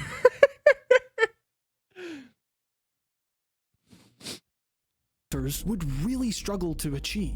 On the more extreme side of things, Deadly Premonition's driving is some of the worst I have ever experienced in a video game. Its woeful handling and pinball physics only hampered further by the fact you have to endure it so frequently and for so long, as you constantly pause to check you're on the right path in this mess on your often minutes-long drives between these samey looking destinations, and yet I kind of grew to appreciate, dare I say love, almost every aspect of traversal here. There's something about having to stop and pull out a map to navigate these long drives that more convincingly nails the experience of navigating between small towns than any other game before it. This is what I meant by Fallout 3, Skyrim, and 4 have something in common. Nobody likes the overarching story anymore, I feel like, for any of these games. They all find them to be, at least, if they're not bad, while they're enjoyable, there are glaring issues. But the reason people played the games and enjoyed them is because the world was fun. Dealing with this driving, if you enjoy the existence in the world that the game presents to you, makes sense to me. It's why I enjoyed Just Cause 2 for so long. Even though, yeah, I did beat the game, there was nothing else to do in it for me. I literally did every side activity. I still loaded it up all the time just to blow things up and play with the mechanics a little bit. The same goes for Twilight Princess. I have beat Twilight Princess so many times, but the world is fun. The same goes for Okami. I just like being in the world. I like the mechanics. I like experiencing the clunkiness that comes with... Okami's a good example of what someone could easily say is unneeded travel time. Even the fast travel in Okami is the most out-of-the-way nonsense that is just annoying to use. I hate Okami's fast travel, so I just don't use it too often. I'd rather walk everywhere because the world is so interesting. I don't know. Maybe this is a naive thing to say. If you have never played a game and felt compelled to walk instead of fast travel, because in your mind, saving the time is such a high priority, I don't know if you are in a position to complain about the lack of fast travel. I really don't, because you're not engaging at all. I'll turn this around on myself too. I complain about Ubisoft's tower problem in Far Cry 3, 4, 5, every Far Cry after 3, really. And I complain about it in Assassin's Creed games. I complained about it in Breath of the Wild. It's a genuine problem to me. I think games have gotten worse in an open world sense due to Ubisoft's prominence in the open world scene. I explicitly think they have negatively impacted things. Am I in a position to complain about it if I refuse to engage with them? Maybe, maybe not. I would argue I am, because I have engaged with them. I've engaged with them enough that I dislike them. And that doesn't mean I've engaged with them once or twice and then complain about it forever. I tried it in Far Cry 3. I dealt with it in Assassin's Creed. I dealt with it in Far Cry 4. I dealt with it in Far Cry 5 when I played a little bit of that. I have tried to re-engage with these mechanics over and over again. But Cell, I have 2 jobs, 3 wives and 12 children. I have little time to play. Well, that's your fault for having kids. You sacrificed your free time and you made your bed. Whether that's a rude take to have on this, but so be it. But I don't have time to go down to the local track, like I said earlier, and drive my car around. I don't have time to, because I prioritize stream. I prioritize like other things, just flat out. But I'm not going to sit here and I'm not going to bitch at developers out of my entitlement. I'm like, I wish I could play the game. Yeah, you can wish all you want, but if you set yourself up into a position where you can't play the game, then I guess you just don't have time to play the game. That's all there is to it. There's no discussion in my head. Like Spider-Man, the fast travel is there, but why would you want to use it when you can swing around the city? Exactly. You know how you do fast travel, right? Here, I'm going to point to... Bethesda is good at map design, is the one thing that I think everyone should take away from most of their games. They design really good worlds. Their stories are just the parts that are kind of meh. Granted, I'm talking pre-2016-17 Bethesda. I don't know about Starfield now. I don't know what the fuck's going on in that studio. But you get to the end of a Skyrim dungeon. What was at the end of every Skyrim dungeon? What was the thing that Bethesda was praised for that nobody else did until Bethesda did it? Oh, you get to the end of the dungeon? Here's a door to go right back outside, sir. Oh, thank you, level designer. That's really nice to make me not backtrack through the whole insane dungeon I just walked through. That's really nice. I appreciate it. You know who stole that? FromSoft in Elden Ring. Like the same mechanic, just the same level design philosophy in the Legacy dungeons. And it's a good design choice. Do I think it has to exist? No. No. I would be fine with it not existing, but where the diminutive nature of these bespoke environments often belies the extensive, genuinely labyrinthine and winding roads one must navigate in order to get there. And hell, even the handling takes what most games essentially reduce to walking but faster and turns it into a process that requires at least some attention and focus in the moment, the mastery of which can create a sense of zen in those lengthy drives through low-fidelity forests. Greenvale's continuous haze is as nostalgically comforting as it is suffocating, matching the uneasy we gotta play Deadly Premonition at some point. If anybody in this chat doesn't know this game's story, please go play it. Deadly Premonition is a drug trip. It's such a strange game. It's so weird.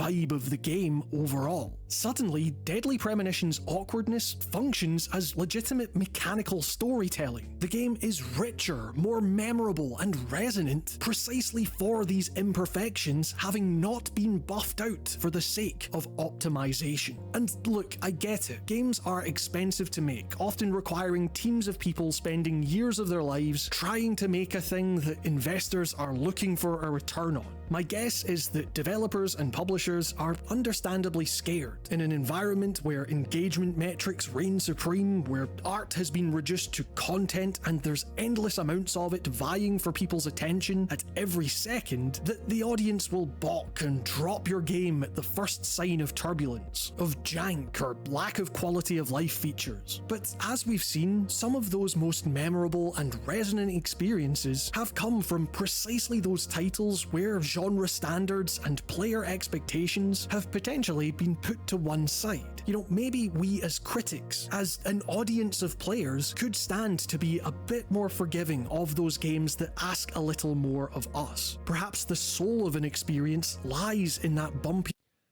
I don't think it's people need to be more forgiving. I think I think the core of it is just demanding concessions from art so you can understand or partake in it. I'm sorry, it's just entitlement. That's all it is to me. There are movies that I do not understand, and I have to go have conversations about them. If you don't want to partake in an art house film like The Witch from Robert Eager's 2016 film, if you don't want to partake in The Lighthouse, you don't have to watch it. But complaining that the movie exists is it's naive and it's entitled. Because things in the medium you are enjoying, even if you enjoy bottom of the barrel, and I don't mean this in a bad way, but completely just mass-produced Ant-Man 2, if the Avengers movies. If you enjoy those, you won't have those without art house films. You won't have new things introduced into that area of the medium without the more fringe, niche, risky projects. It's not The Witch. It's The Vitch. It's The Vitch, yeah.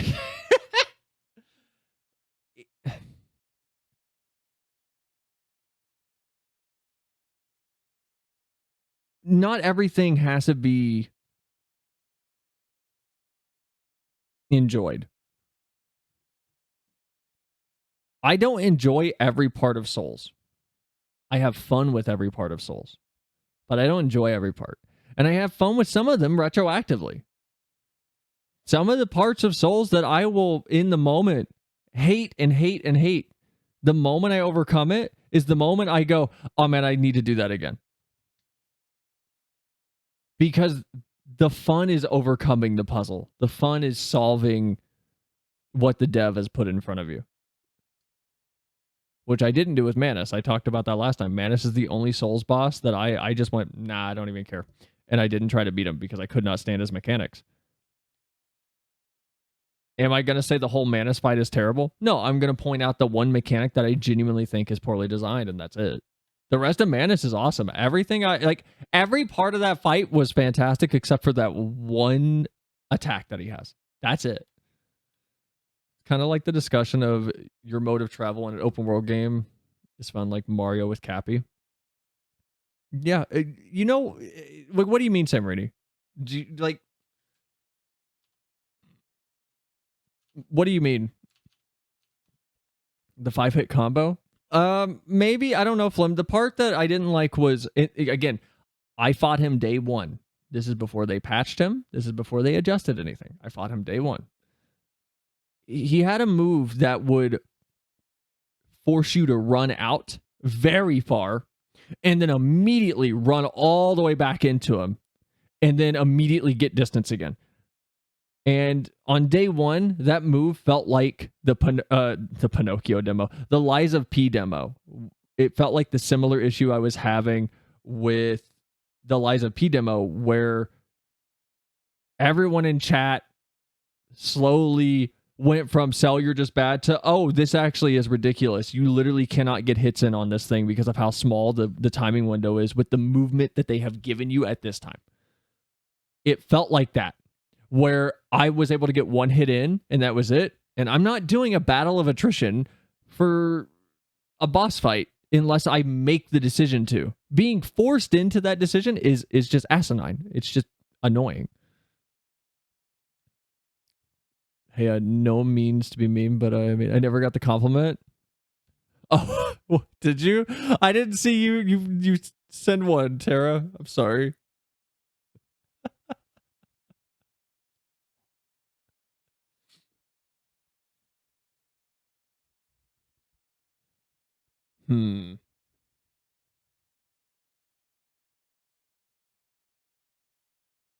I said it in the Discord already, but I can elaborate. Tara, I would like to see something you've drawn like in like a little Newgrounds style like flash horror animation or something. I think it'd be fun. That's not a direct compliment, but the thing you posted earlier, it's making me nostalgic. Cell is a horrible person. Yeah. I'm a monster. Whether good or not, I think Sonic 06 being one of gaming's biggest disasters is intriguing because there's like stuff in that game that people have gone out of their way to just improve. Like some fans love 06 and all of its jank. When I see people love games despite their shortcomings. It's not terrible. Like Sonic 06 Sonic 06 just had a bad development. It's you know, I can point to a recent example. We played what was it called? Like Wonderland, Wonderworld. What was the Balan's Wonderworld? I like that game. I will maintain that opinion. I liked Balan's Wonderworld. I really did. I was having fun with that. The problem is that it's not done. When did you play that? When did we play that? It's been a minute.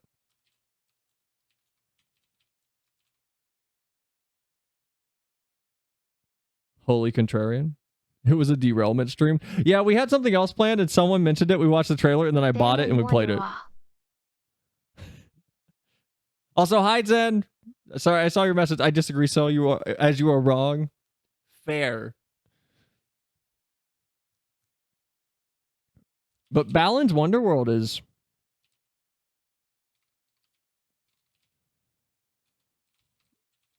it is clearly a game that is a victim of being pulled in too many directions. And honestly, I think it was Leo who sent a video in chat about the development of it. I would love to see Square take another crack at Balan. Just remake it, redo it, and do it right. I think Balan would be fantastic. I would love it. The concept of that game was awesome. I loved the general movement, and the abilities were cool. The problem was each ability was tedious to swap to and had one move, so you constantly had to swap between abilities, but since it was tedious, it was just annoying. Your mechanical. Oh, wait. Also, Flum, I think we played that like 5 months ago. I don't know. I don't know if that was pre-voice changer disablement or not. I don't know. Wasn't it like the 360 version of Sonic 06 being super buggy? I feel like most 360 games are super buggy. Is there a VOD? There might be. You have to be a sub. Hold on. I can... Here, let me check real quick. Let me keep stopping the stream. Hold on.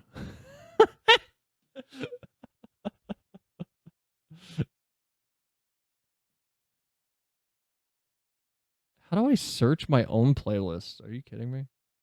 I don't even know where that would be. I don't think I made a playlist for it.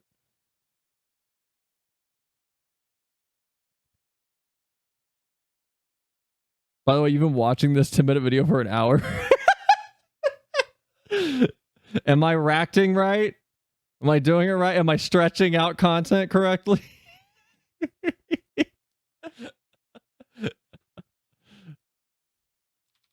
Hold on. Title contains Balan.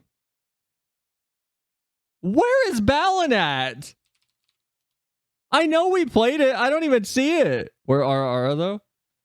Where Ara? There you go. Where? I don't even know how to find. Balan could have been an actual knight successor. It felt like it was supposed to be, or am I crazy? That's the other thing. It's. I wish I knew what video we watched a long time ago. Someone in this community sent me a video after we played it though, and I watched it. And it was about the development, and you're not wrong. Stream down. I veto the Ara. Ara, halt!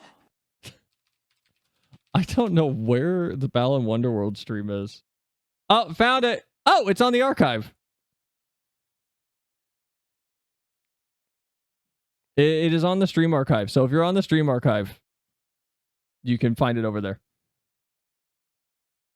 We did one full stream, but we played it for about like an hour. Oh, it's this game? Hold on, I can show you guys. There it is. Found it. Everyone was excited for it. But this is Balan Wonderworld. Whoa, whoa. Wait, is this where I throw a little cheap off the cliff? Like the first thing I did was just chuck one of these things off a cliff. Oh, like an Arby's guy tried that again. So I was having a moment.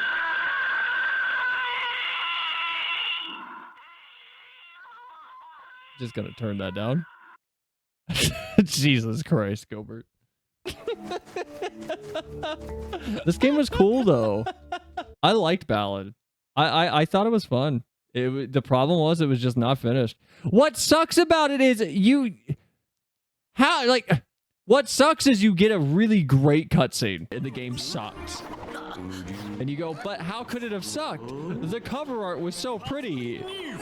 And it lied to me. The cutscene's great. Like the intro is great. Everything about it's fantastic.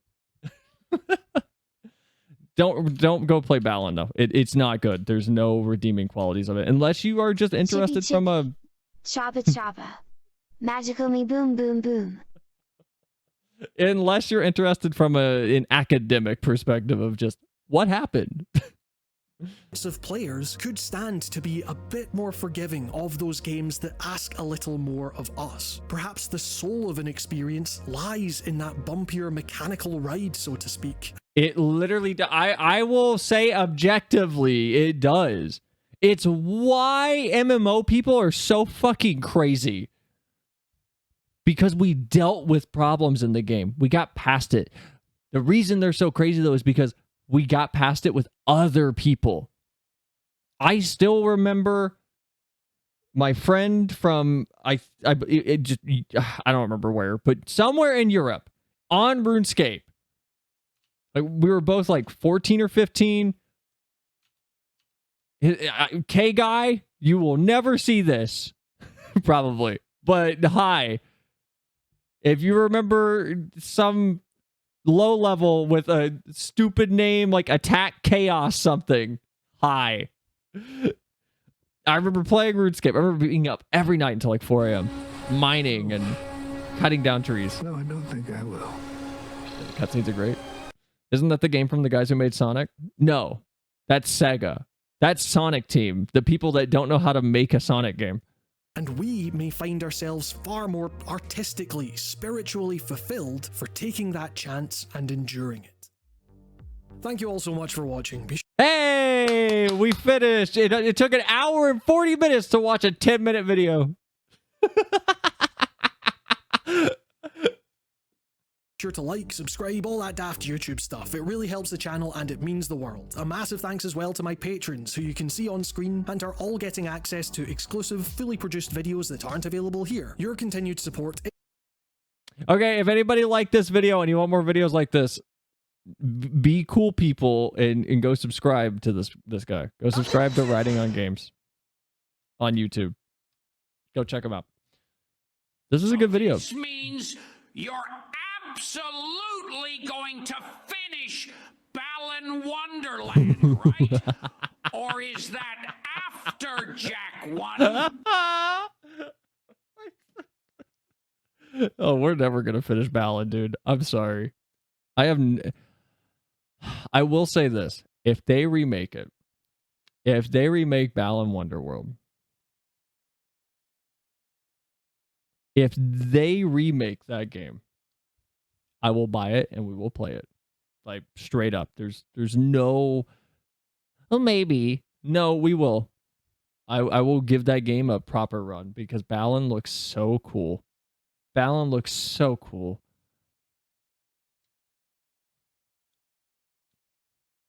So,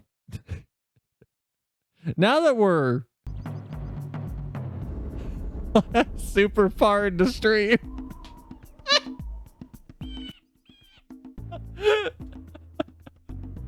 while we're talking about retro games,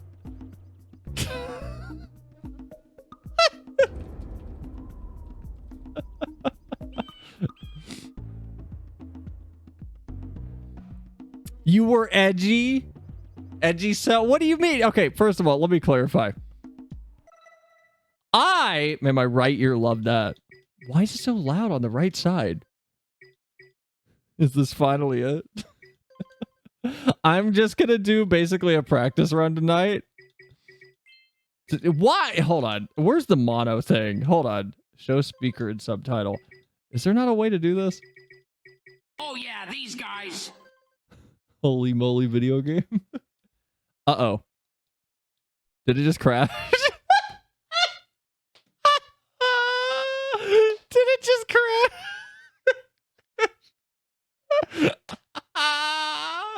All right. Well, glad to see the open goal team has made progress. Is it going to pick up the audio? It literally is not now, is it?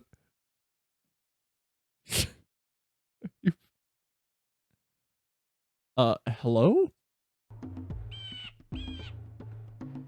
Okay, are we good? Hold on. I dislike it, yes. Makes sense. Balance sucks. It was by the people responsible for Sonic. It's not! It's not! Sonic was made by Sega. There was a little marketing too. In the physical copy, they included a fake ticket for the fake Wonderland. I'm sorry, Gilbert. You were kind of talked over by the Seinfeld. Why is it so loud in the right ear? Oh my god. Okay, hold on. Maybe it did break because I was reactivating for so long. No, so the name Attack Chaos Sometimes came... it leads to very little, and it seems like it's not worth it. Can I talk? And you wonder why you waited so long for something so disappointing. The name Attack Chaos came from the name generator. So I only ever used that name. That's not the whole name. There was something else to it, but I'm going to give him the whole name. I only ever used that name on RuneScape, and it's the first name I had online for a decent amount of time. And then I dropped it whenever I bought a RuneScape account from a friend at school for $15. I bought their account because I didn't want to level up to level 50. Bring back Attack Chaos. I gave him $15 so I could get a different account, which I will not say that name, but... You in jail right away. No trial, no nothing. Out right to jail right away. Okay, is it in the right ear for anybody else? It's good now. My life searching For answers. My father and my father's fathers failed to find. Who were The precursors. They create the vast monoliths that litter our planet. How did they harness eco, the life energy of the world? Selinia. I have a purpose. Why did they vanish? Ask the plants, but they do not remember. I have asked the rocks, but the rocks do not recall. Even the rocks do not recall. Every bone in my body tells me that the answers rest on the shoulders of a young boy. Oblivious. Can I tell y'all how, like, man, this is me when I'm playing this game. Can I tell y'all how awesome Jak and Daxter is for the 80th time? Attack Chaos goes incredibly hard. 8-year-old me. Was I 8? I don't know when I started playing RuneScape, man. Cell actually going back to fulfill her promise on beating this no death. Well, we gotta practice first. I haven't played for a little while. Destiny, uninterested in the search for truth and rejecting of my guidance. And why would he want to listen to old Samus the Sage anyway? I I'm only the master of love early Naughty Dog. the wisest men on the planet. We got some new people here. Does anybody else know Jak and Daxter, or is it just me? With careful research or sensible thinking. Who else had a real childhood? As with many of fate's mysteries, it begins with but a small act of disobedience. My alias was a Itachi Shadow Death. Daxter's goofy as hell. I love Jak and Daxter so much. He's so baby faced. You know when the last attempt was? It was back in July. told us not to come here. I was born an adult. Flim just came out programming. At least die painlessly. To shreds, you say. Why don't we get games like this anymore? No, seriously though. Like, for real. Why don't we? Why he got Kegel balls floating beneath him? If the locals possess precursor items, you know what to do. Anybody else notice that? Deal harshly with anybody who strays from the village. We will attack it in due time. Lazy, greedy devs.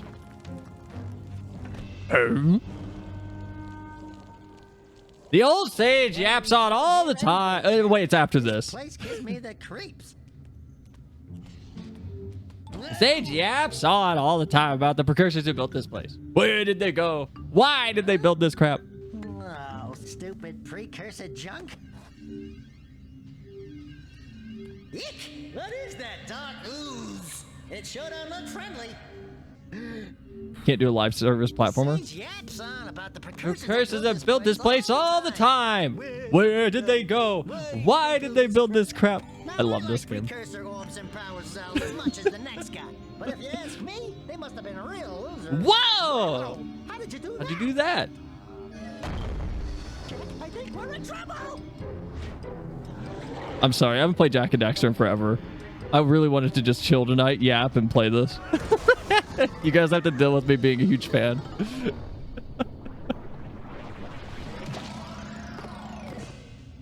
Look at him! I love Daxter's design. Come here and you listened. What?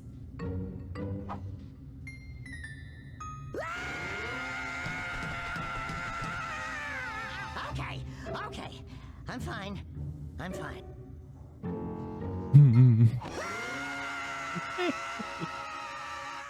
Are the precursors furries? Since their ooze transform people into anthropomorphic animals? You know what? Hold on. How did Jack know that would explode? That's a really good question. I mean, we haven't finished Jack and Daxter on stream, so slight spoilers. We will get into the... You know what? I'm going to avoid spoilers. That's a good question. That could be like 3 different things. Actually, we gotta... Okay, so if anyone's curious, we started doing Open Goal, which is a project to decompile the goal language that Naughty Dog created to write Jack and Daxter. Jack 1 is decompiled and fully available. Jack 2 is also fully available, and they're working on Jack 3 right now. So we're almost there to where I can just burn through all these games in a week, and then we can talk about how good the story is. But that's a good question. Are the precursors just furries? Maybe. It could be.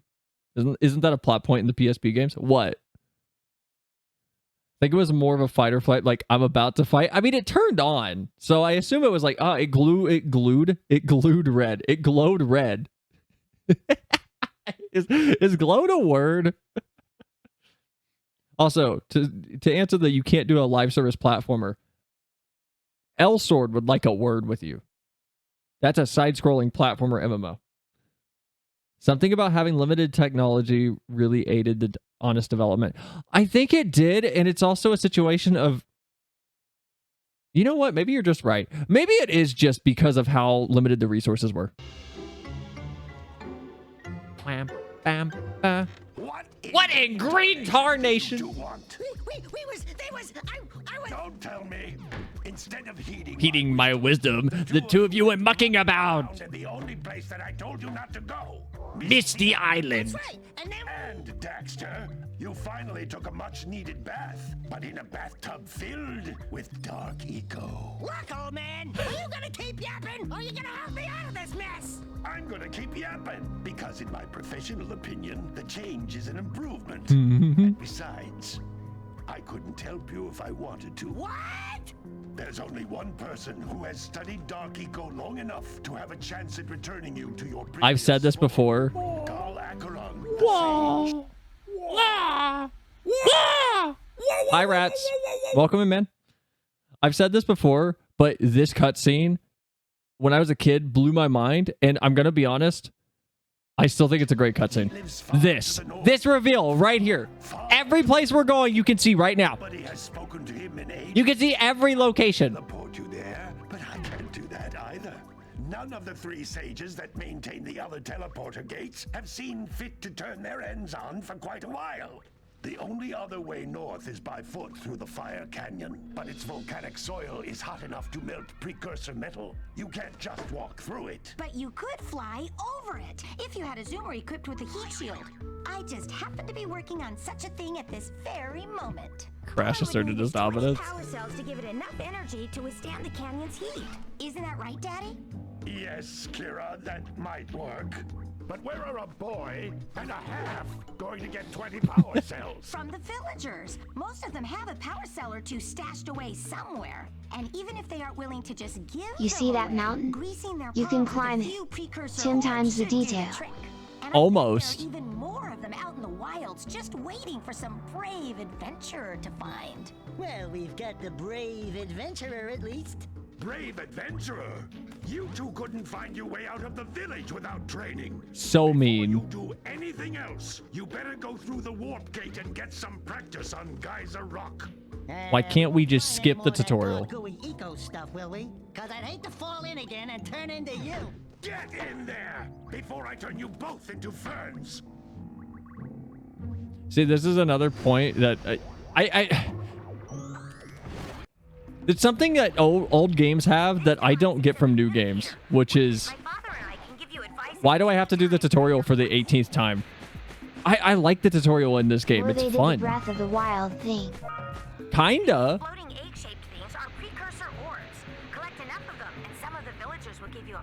cell in exchange. Like, the biggest complaint I have about the tutorial in this game is the slowdown there whenever they stop you. But when the tutorial's fun, it doesn't bother me that I have to go through it again and again. This is a power cell, the most important precursor artifact you can find. Thank you, Kira. 20 of these so I can power the heat shield for your A-Grav zoomer. Samo should be jacked by carrying the log on his head. How you think he's got such strong thighs and what's the shin muscle called? Calves? You found one of my scout flies. I sent 7 of them to each area to look for power cells, but the It's because he's got that big log on his head. I think you would love and hate the first Armor Core. I don't know if I'd like Armor Core. I've tried Armor Core before. I still don't know how I feel about the series in concept alone. Devs are like, it's okay. Only psychopaths will play a game a second time. Flim, I don't know if Flim is even still here. Did you finish, if you're still here, Jack 2 and 3? I can't remember what you told me. Which contains the energy of motion. Blue Eco allows you to run fast, break boxes. Why can't I skip cutscenes? Activate some precursor artifacts when you I do know this. I've known this since I was 7. No, but we don't see, not even just platformers, we don't see a lot of games anymore that are genuinely trying to just be interesting, I guess is how I would describe it. Because Jack isn't the most insane title even for its day. Like, it was insane in a few technical ways. One of them being that there were no loading screens, period. I know Tony Hawk's... Is it Underground? Someone would have to tell me or help me fill this in. I think it was Tony Hawk's Underground that tried to market itself as the first game to not use loading screens, period. Presents Jack and Daxter, featuring Tom Holland and Jack Black. If Jack and Daxter came back as a movie, I think I would cry. No, I don't know if it'd be a good cry or not, but I think I'd be slightly upset that the IP has been resurrected just to possibly die again because it gets a bad adaptation. Those little green balls of energy on the ground are a type of I think I'd feel hurt. Pick up 50 small green ecos or one. And that's a parasocial part of me because my childhood is very much attached to Jack and Daxter to a crazy degree. It's kind of like Ratchet and Clank, which I think its movie was decent, right? Ratchet and Clank wasn't that bad, right? And my movement's hesitating. Or hesitative? There we go. If you go back a few months to when we were actually doing 100% no death runs, I was a lot quicker. Did I get everything here? I think I did, yes. Whoops. Sorry, Daxter. Daxter could be Jack Black and Jack could be Circus Andy. Who's Circus Andy? Oh, Andy Circus? Oh, you're making me think of Enslaved Odyssey to the West. Andy Serkis is great as Monkey in that. No problem. We got the moves, eh, Jack? We'd love to stay and chat, Big Green, but we're itching to get on with our adventures. Fine, fine. Adventure away then. And while you're out adventuring, why don't you make yourself useful? My darn green eco collectors are That's what happened to Dragon Ball Z. Akira brought it back because he didn't want that to be the last thing new to Dragon Ball, the live action movie. I know that movie wasn't great. Now, all of you. And I know that's an interesting case because Dragon Ball is such a big series. I find it comical in a way that he was like, no, this can't be the final thing. This can't be it. This is not up to the quality standards I have. Do we do Sentinel Beach first or the Forbidden Jungle? I feel like getting jungle out of the way is a good idea because jungle's an annoying place. What a weird looking thing! I bet we can get this open if you power up with that zappy blue Eco stuff. I never have seen the Dragon Ball movie though. I avoided a lot of the early video game movies because they were just bad in general. Wow! Check out that funky sculpture sitting on the rocks over there. Uh-oh. Whoops. I don't know what that was. My movement's terrible now. I haven't played this game for months. Yes, Dragon Ball, my favorite video game. Well, the new Dragon Ball movies are solid, right? Hold on, can I still do the little upward boosted uppercut? Or the boosted upper? Wow! Oh, this is... Yeah, we need to practice before I try another attempt at a...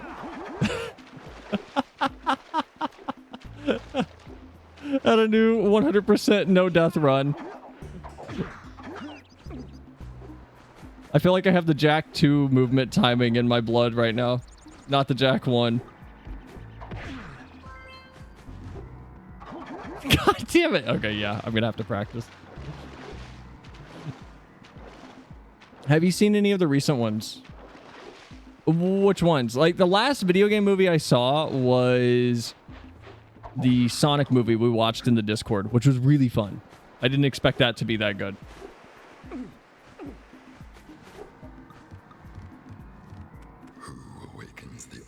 At all. Wait. One of you has the light within. From before time, I have watched and waited for the... I did watch the Twisted Metal show, like the first 2 episodes. That's really good. That was really fun. Twisted Metal is actually super, super fun. This must be a precursor oracle like the sage always goes on about. I hope they weren't as ugly. Phone, can you stop playing the stream? Thank you. Steal his eye. Bring to me 120 precursor orbs, and I will award you a power cell. Shoot, what was I gonna... I wanted to talk about something about Jack and Daxter specifically.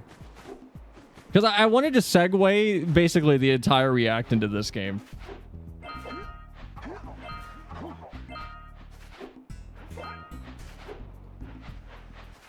Because there's something about... Like, there's no fast travel in Jack and Daxter, really, in my mind. There's the portals, right, that take you between the hubs. But the only times that I feel like the player is compelled to use them is when it's an impassable area that's just difficult to go backwards through. Another hand touches the beacon. Let's get back and make the switch already. And a good example of that would be going from Rock Village back to Sandover. Because Sandover and Rock Village are separated by the... What did he say it was called? The Volcanic Mountain Pass. Oh, come on.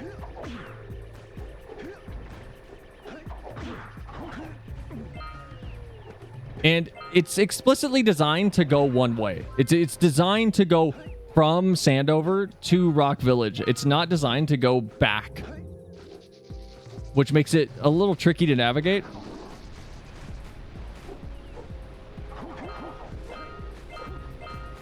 Those instances, I feel like the fast travel exists. But I'd rather walk everywhere in Jack and Daxter. And I'd rather walk everywhere in most games I play. But most games I play that I don't enjoy the world, I kind of don't continue playing them. I kind of leave them alone after a while. I don't know if anybody else does that, but that's my default behavior anyway. That might be extremely different from other people.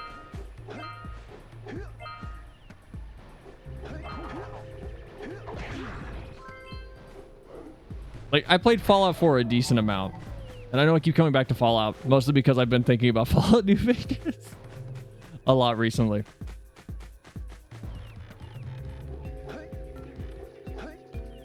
And as much as I dislike a lot of Fallout 4, I still like the music in that game. I still like the architecture scene in that game. I like navigating the maps in that game.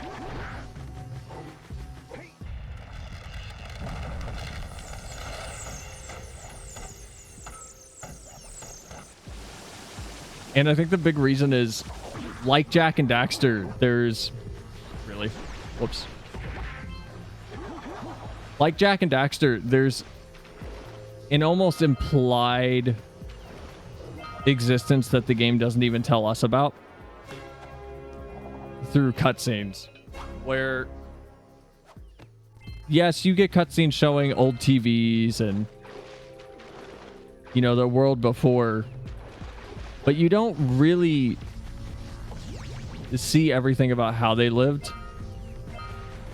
So that in Fallout, the world has a bunch of things like foodstuffs, for example, which is a very boring example, but it's an example nonetheless that's, I want to read these. I want to see what like the packaging says. I want to know what the companies that existed were, or do they still exist now?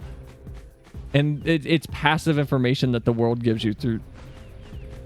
Well, I'm describing world building basically, but Jak and Daxter does that as well, where these jump pads exist.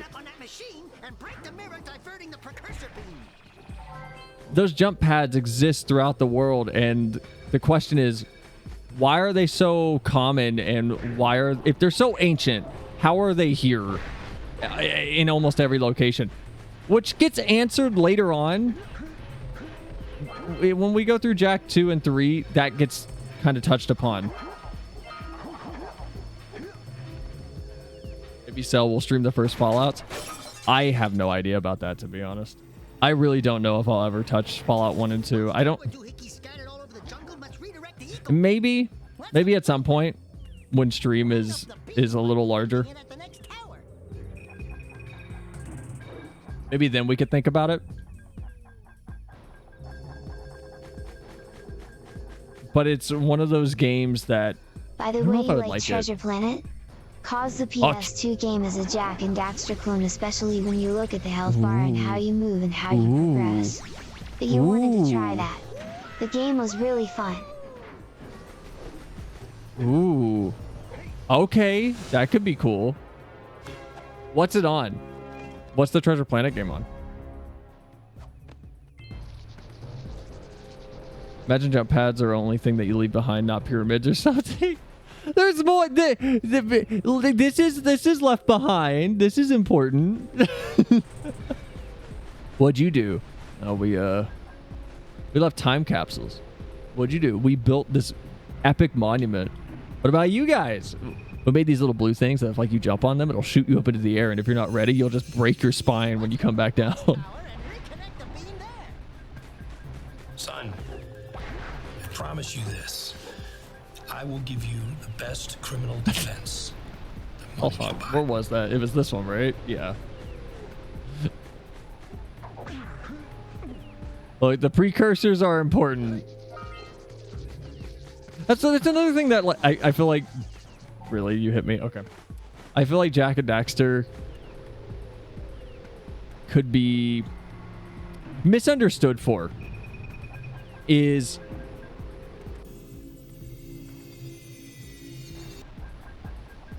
Because it kind of starts like Spyro,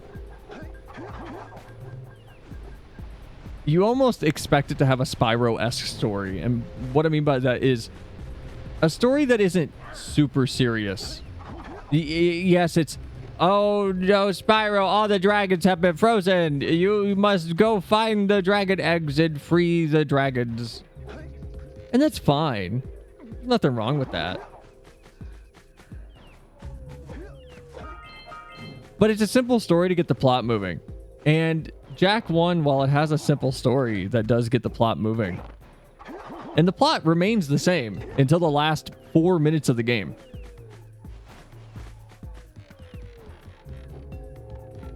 It does build upon itself in a way that I don't think Spyro did.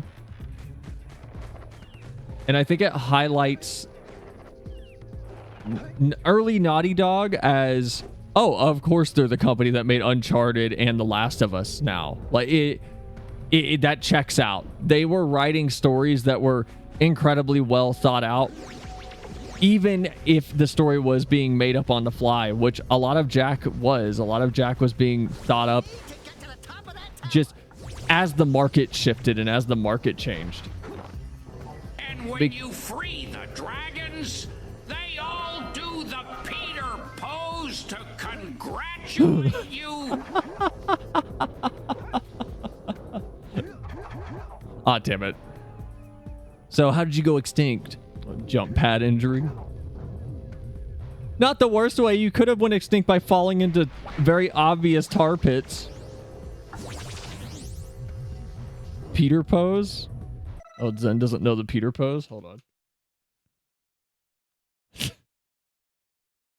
So stupid. The Peter pose is the default Peter Griffin stance. It's this. And that's how all the dragons, whenever they wake up, they stretch, and then they do this and go, "Oh, Spyro! Thank you for saving me. Didn't know what I would do."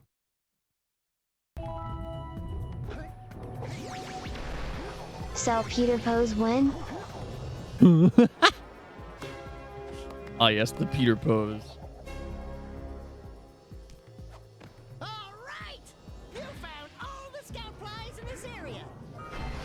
Thank you, Daxter. I did find them all. I need praise from my sidekicks in video games.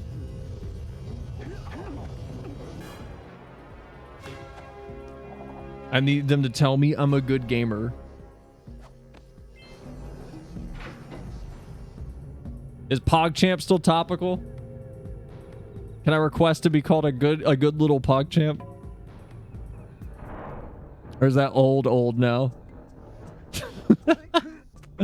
For context, when Cell was looking up Dragon's Tales, the main guy was doing that. Oh, Ord. Woo-hoo! Almost died. Okay, I haven't ran this game in a while. You know what? I'm not gonna get fancy. I'm gonna take my time.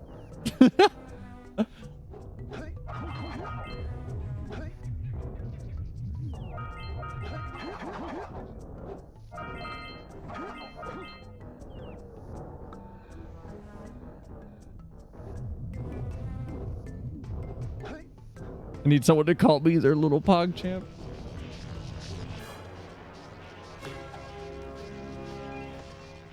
What if I just make one of the tiers of subs say that? I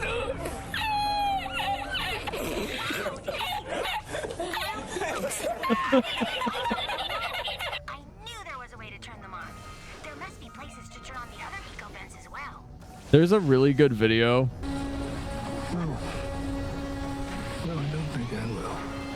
I forget who it is. Wait, am I missing one? I feel like I'm missing. Hold on. I feel like I'm missing one. Isn't there another jump pad? Yeah, right there. There's a really good video on Jack 1. I forget who it was. Super fun video. Can you beat Jack 1 without collecting a single power or precursor orb?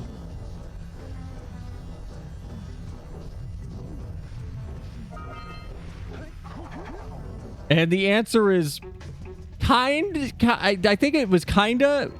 Technically it is possible. One of them is very like save scum abusive though.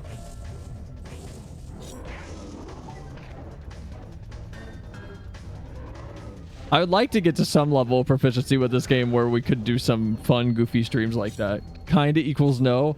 Well, it's one of these things where one of the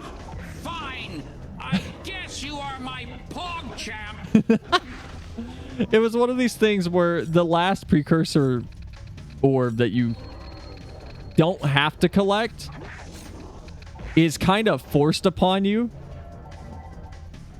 because the game literally loads you up inside of it at a certain point during the final cutscene before the end of the game. And I think there was a way around it, but I think you have to capture at least one of them. Or collect at least one. Not the same when Gilbert does it.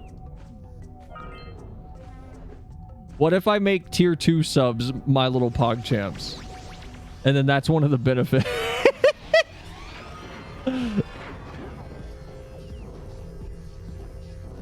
I can make a secret Pog Champs Discord server.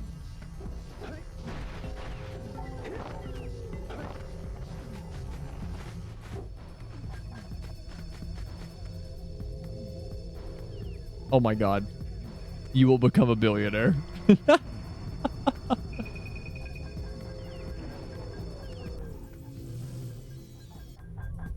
Beautiful idea. Ooh. Are we almost done here? Hold on. I'm missing... Okay, yeah. So I just have the eco beams, and then I need to do the fisherman thing. What else am I missing, though? I'm missing something in the Forbidden Jungle. What am I missing?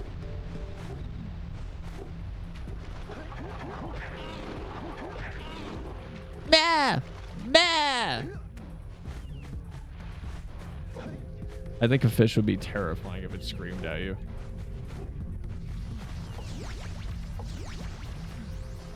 Why don't we have any fun animals that do that? You know what? Never mind. Cell will give in for girlfriend experience content. I'll let you raid with me in FF14 if you're a tier 2 sub. What do you have in the basket? Nothing to talk about. Talk about. Them Monsters patrolling the ocean. Took a bite out of my fishing rig. Gobbling up me catch. I love this guy. I can't seem to catch a single fish in this river. Woo! Maybe it's your breath. You think you can do better? Try scooping up river fish with a tiny net. I'll give you a power set. If you can catch 200 pounds of them critters, and then I'll let you and Shrimp here use my speedboat. Timothy Island. Is want to try the challenge? So there's actually a... We talked about this a long time ago. There's actually a... I believe a hidden difficulty for this fishing minigame that you can only unlock in the JP version, I think. I can't remember if there's a way to unlock it in the US release without using cheats, but it turns on an unlimited mode and the fish are way faster. There are two types of good fish to catch. 1 pound fishies and 5 pound fishies. Hey! Thanks for subbing. Storm Hornet. You are my first little Pog Champ, and I welcome you to the stream. As the new you. One of them boogers, and he'll poison the whole darn. Raid win.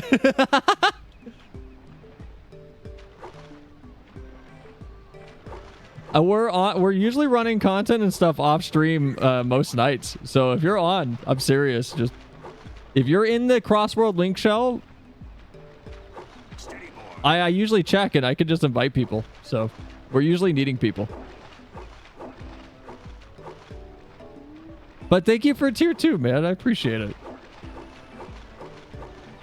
Ah, no!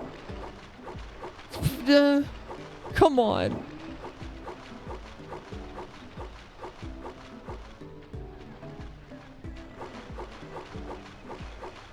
Here comes a big one. Ooh, ooh, ooh, ooh. Steady boy. Man, 8-year-old me found this minigame to be a nightmare. I don't think I've failed this on stream yet. I think we've succeeded every time because I am now an adult and I have motor skills.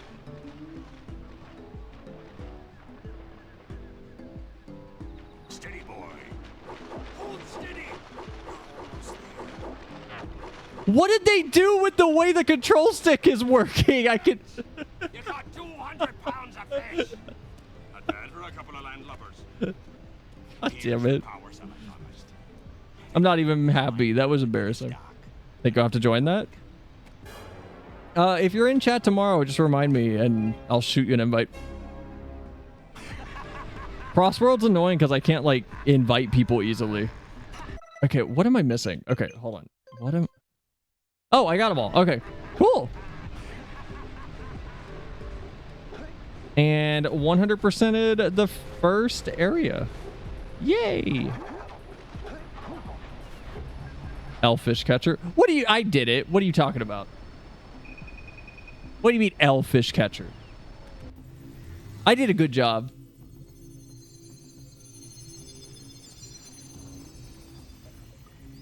We still gotta play Yeek. Proto, I haven't forgotten about that. There's little mice that screams.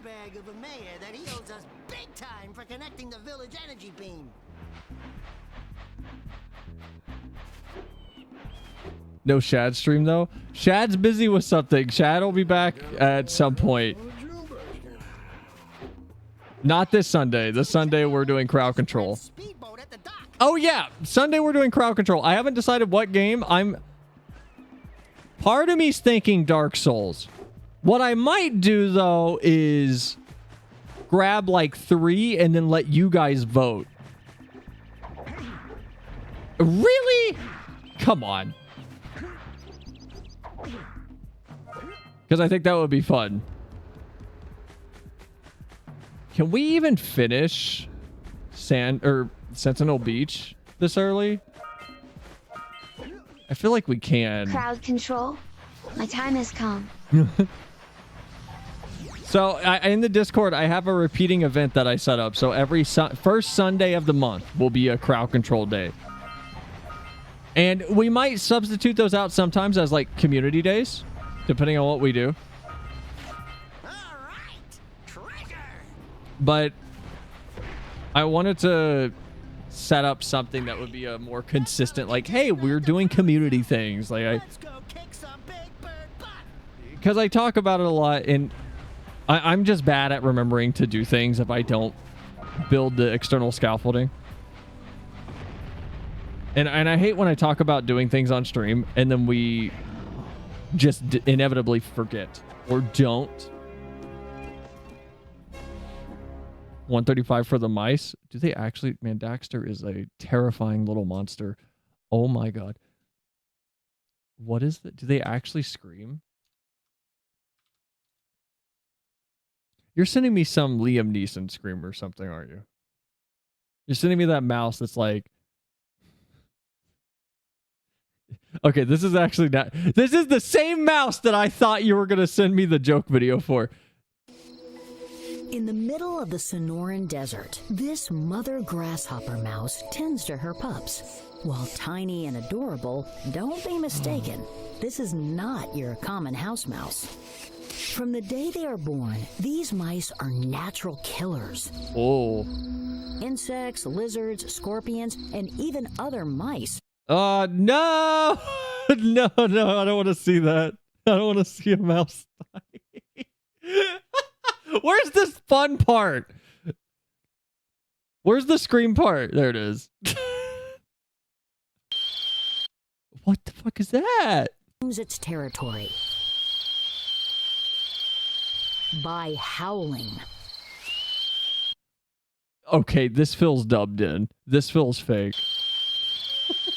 By howling.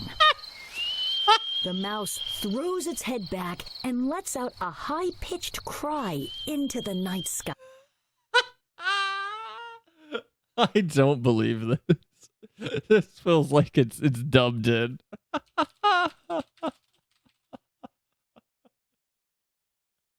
I thought the one you sent me was gonna be this one. She's a wolf in mouse clothing. The mouse's ghostly howl stakes claim to...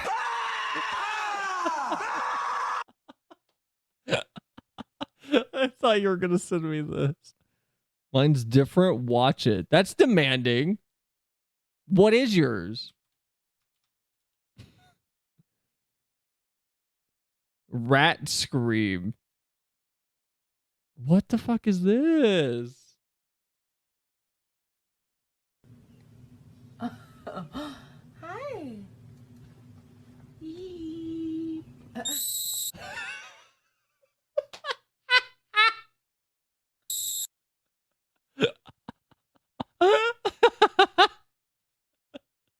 Stay away from wild animals.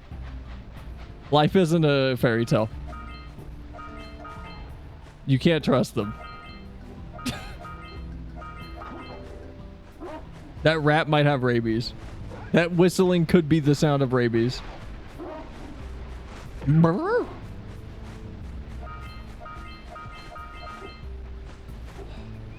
I could honestly like this game feels like Momo. I could play Jack 1, Jack 2, and Jack 3 forever. I don't need anything complex in a game. I just need good basic mechanics, fun movement, and a fun map to navigate. And a tiny dog to try to nip at my heels. Speak animal. I'm gonna get hit. I'm gonna get hit. I'm gonna get hit. I'm gonna get hit. Nope. You speak animal.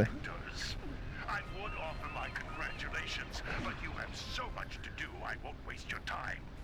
By the way, if things don't work out, Daxter could always get a job controlling the village rat problem. The Samos is a dick. Okay, if you can speak animal, what was the rat saying to the lady? The one that went, "Eee!" That one. Yeah, I'll demonstrate. Incoming hurt for my ears from Gilbert. Let's buzz them for kicks. What does that even mean? What is buzzing a seagull?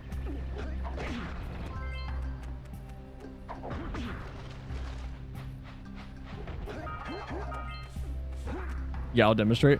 I'll go into the territory of the grasshopper mouse. Promised. Oh, I will not go into the territory.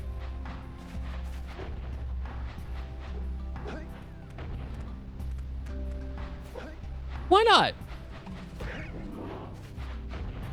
How much is 22 seconds in bits for media share?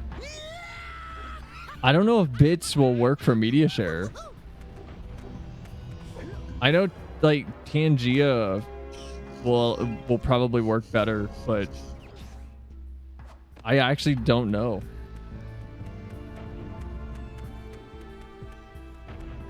Because I think I have the Tangia media share on, but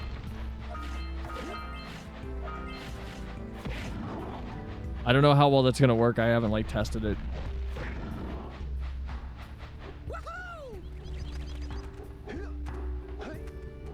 It will bite my Achilles tendon. Oh god. All right, everyone strap in for Gilbert. It's coming in hot. If it screams and hurts your ears, you can direct any complaints to Samarini. Let's check it out. How?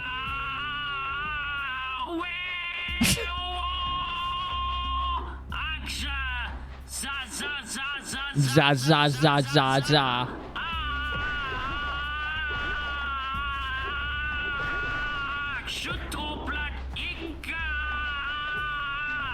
Sounds like German for a second. Zaza. Oh, I could go for some Zaza. All I've had today are sour Skittles and Hope. That's a joke, by the way. I have eaten. I know I often have a problem with not eating on stream, by the way. I have eaten food, I promise. I went and ordered McDonald's before stream.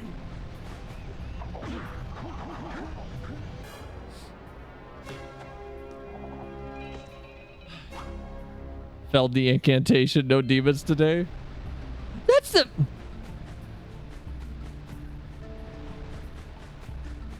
We don't get good magic systems and things. There's two types of magic systems. There's soft and there's hard. I'm gonna go ahead and leave the pause there for anybody that wants to do their Ayo thing, because I'm a courteous, very much aware person.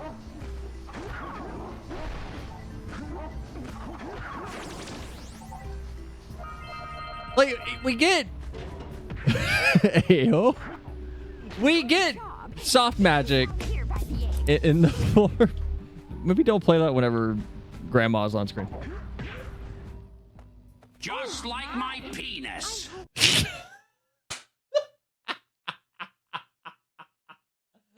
Like,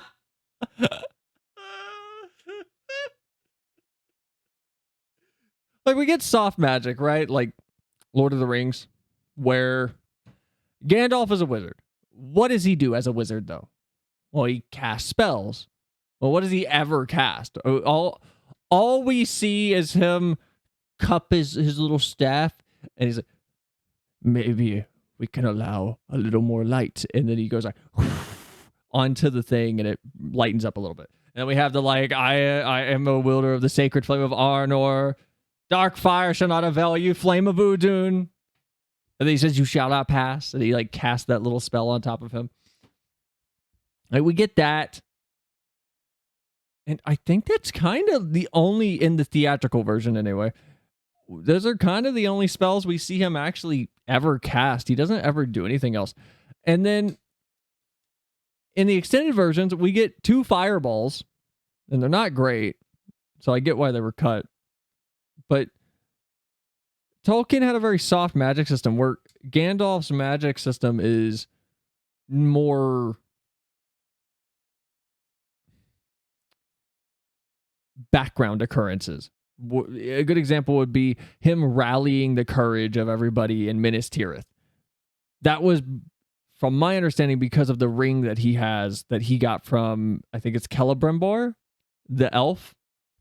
And part of that ring's ability was to reignite the spark and fire inside of people.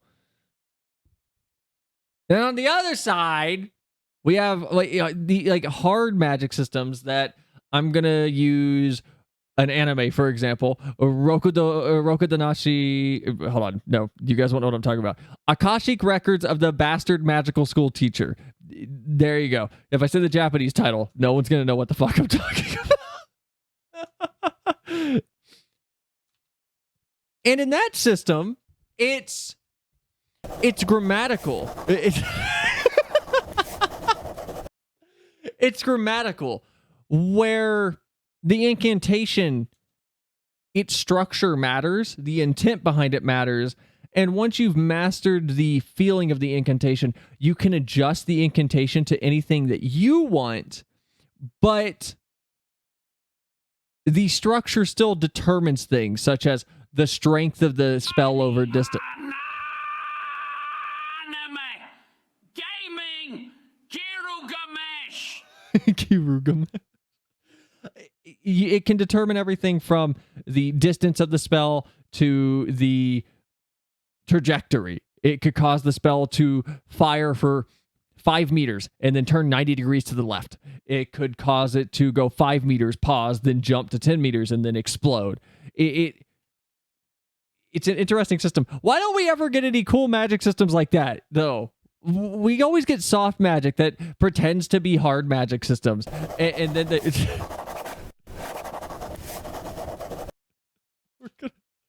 I am running up at the edge of stream time right now. This is not a good topic for me to be on, because I could talk about this for a minute. Hold on. Rokudunashi magic system. Hold on. Maybe I can find it. No. Is it this one? I think it's this one. Brace yourself. Dude, are you good?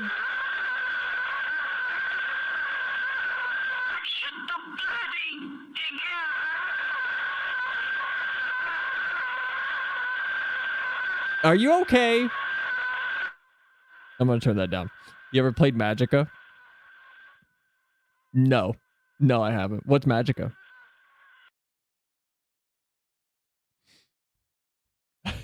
Please stop. Right away. No trial, no nothing. Out right to jail. Right away. Okay, here. I'm gonna show you guys a scene from Rokudanashi, Bastard Magical School Teacher of the Akashic Records. It's a multiplayer spellcasting game. Oh, that could be cool. Also, brace yourself. Not English is incoming, so you're gonna have to read subtitles. Why is the next video like Emmett Selk with a gun? Let me make myself tinier real quick. We're gonna end stream off with this, and it's gonna just get me nuked for copyright. Because literally one of my VODs got blocked everywhere because we played the Bleach OP asterisk, and I just stuttered there really bad. 来世よ試練の衝撃持って打ち倒せ。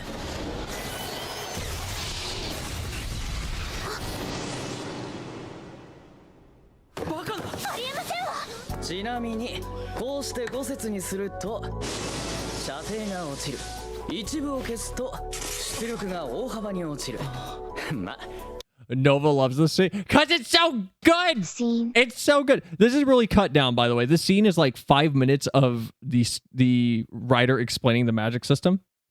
And here's why I like Roku Danashi, and I'm really mad it never got a season 2. He sticks with this. He doesn't do what a lot of writers end up doing. They come up with a really involved magic system or an involved MacGuffin thing that halfway through the story they go, oh, this is too complex. He sticks with this. There are fights where the moment someone says an incantation that is like the default incantation, it is clear, oh, they're less skilled. They do not understand how the magic system works, or they just lack control over it. Or some people do. Basically, he uses the brevity. The brevity of incantation. I heard myself really lay that into that. Look, leave me alone. The brevity of the incantation during fights becomes the power scaling. And it becomes the bar for how strong a character is. Super good.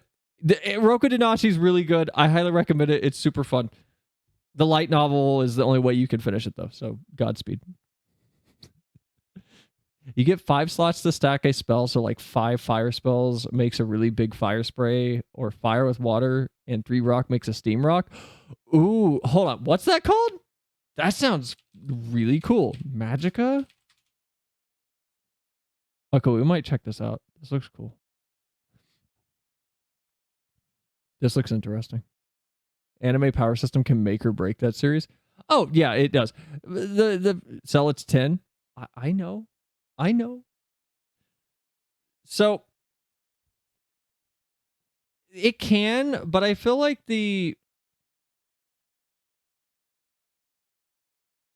hold on, I have to send someone a message.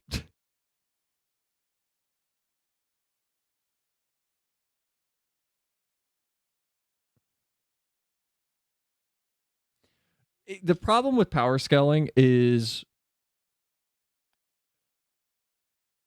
anime that do not account for it, or stories that do not account for it from the jump, seem to get stuck in expecting power scaling to not be a problem, and then they disregard it to such a strong degree that it becomes obvious to the viewer that it was wasted time.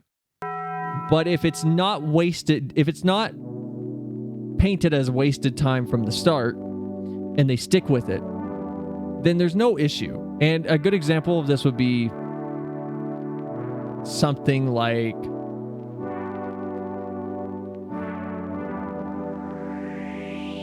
I want to say Fairy Tale, but honestly, I'd rather point to Full Metal Alchemist, where what is the power scaling in FMA? Well, Roy Mustang has to snap his fingers. He needs a lighter. He needs something to spark his alchemy. He needs something to actually start a fire so he can control it. How does he get around that? Oh, he carries gloves around that create sparks and has the alchemy circles on the back of the hand so that he can just snap his fingers and the alchemy circle's already created. It's whatever. So instead of dealing with power scaling, it's dealing with the inefficiencies the power scaling brings by working around it. And if a writer wants to get rid of it and they write it out, just write it out. Just get rid of it. Don't tiptoe around it. Get rid of your power scaling if it's going to be a problem. Have super involved detailed magic system. MC just punches things hard. Oh, Marshall? I haven't read or seen Marshall. I don't know if they have a detailed magic system. Roku Dinashi's really good though. The music is fantastic. It's never gonna get a season 2, so Yeah. And the clip I showed you guys, it's missing a scene where he basically does away with the incantation, makes up his own, and the spell still works. But the explanation is still... It's written to do what I was talking about, which is if power scaling is a problem, give yourself an out so that in the moment, you're not having to account for something annoying. Nova's annoyed because he read Solo Leveling. The anime is just leaving a lot of explanation out when it comes to power scaling to shorten the pacing. Yet the pacing is slow, so it's confusing. Manhwas will never get strong adaptations within the next 2 years, it feels like. I feel like it's still a struggle to find a manhwa that gets a good adaptation. So it's just rap battles?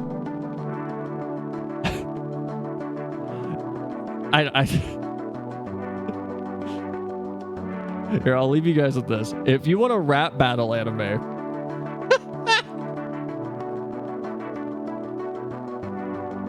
there's an anime that I watched a long time ago called Hypnosis Mike.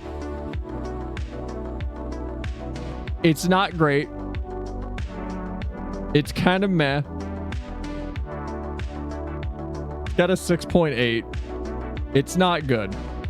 The synopsis for this, though, in a world overtaken by conflict, hypnosis microphones, devices through which a user channels lyrics that can affect the listener's brain and even cause physical damage, were introduced to the masses by the Party of Words. Revolutionizing warfare, hypnosis mics have transformed words and music into the sole weapons used by gangsters, terrorists, and the military, with physical weapons having been banned from use. As a result of swooping in during the chaos, the all-female Party of Words rules over the Japanese government.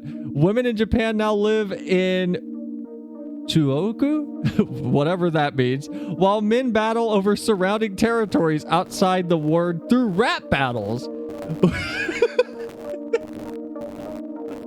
With intentions unknown, the Party of Words began... Right away. No trial, no nothing. Out right to jail, right away. The Party of Words begins to gather the former members of the now disbanded legendary rap crew, the Dirty Dog, to fight not for territory or war. Audio crackling. No! No!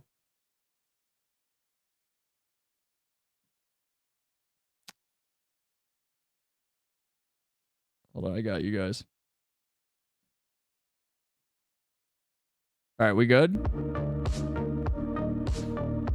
Think we're good? Should be good. I assume we're okay now. It usually fixes it.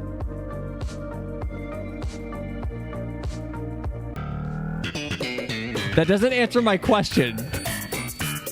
Does that mean it's good or bad? It's good? Okay. With intentions unknown, the Party of Words begins to gather the former members of the now disbanded legendary rap crew, the Dirty Dog, to fight not for territory or war, but for their respective crews' pride and honor in the greatest rap battle of all time. The first division rap battle is about to commence, and practice is not something these rappers are going to need. It's not good. It's very...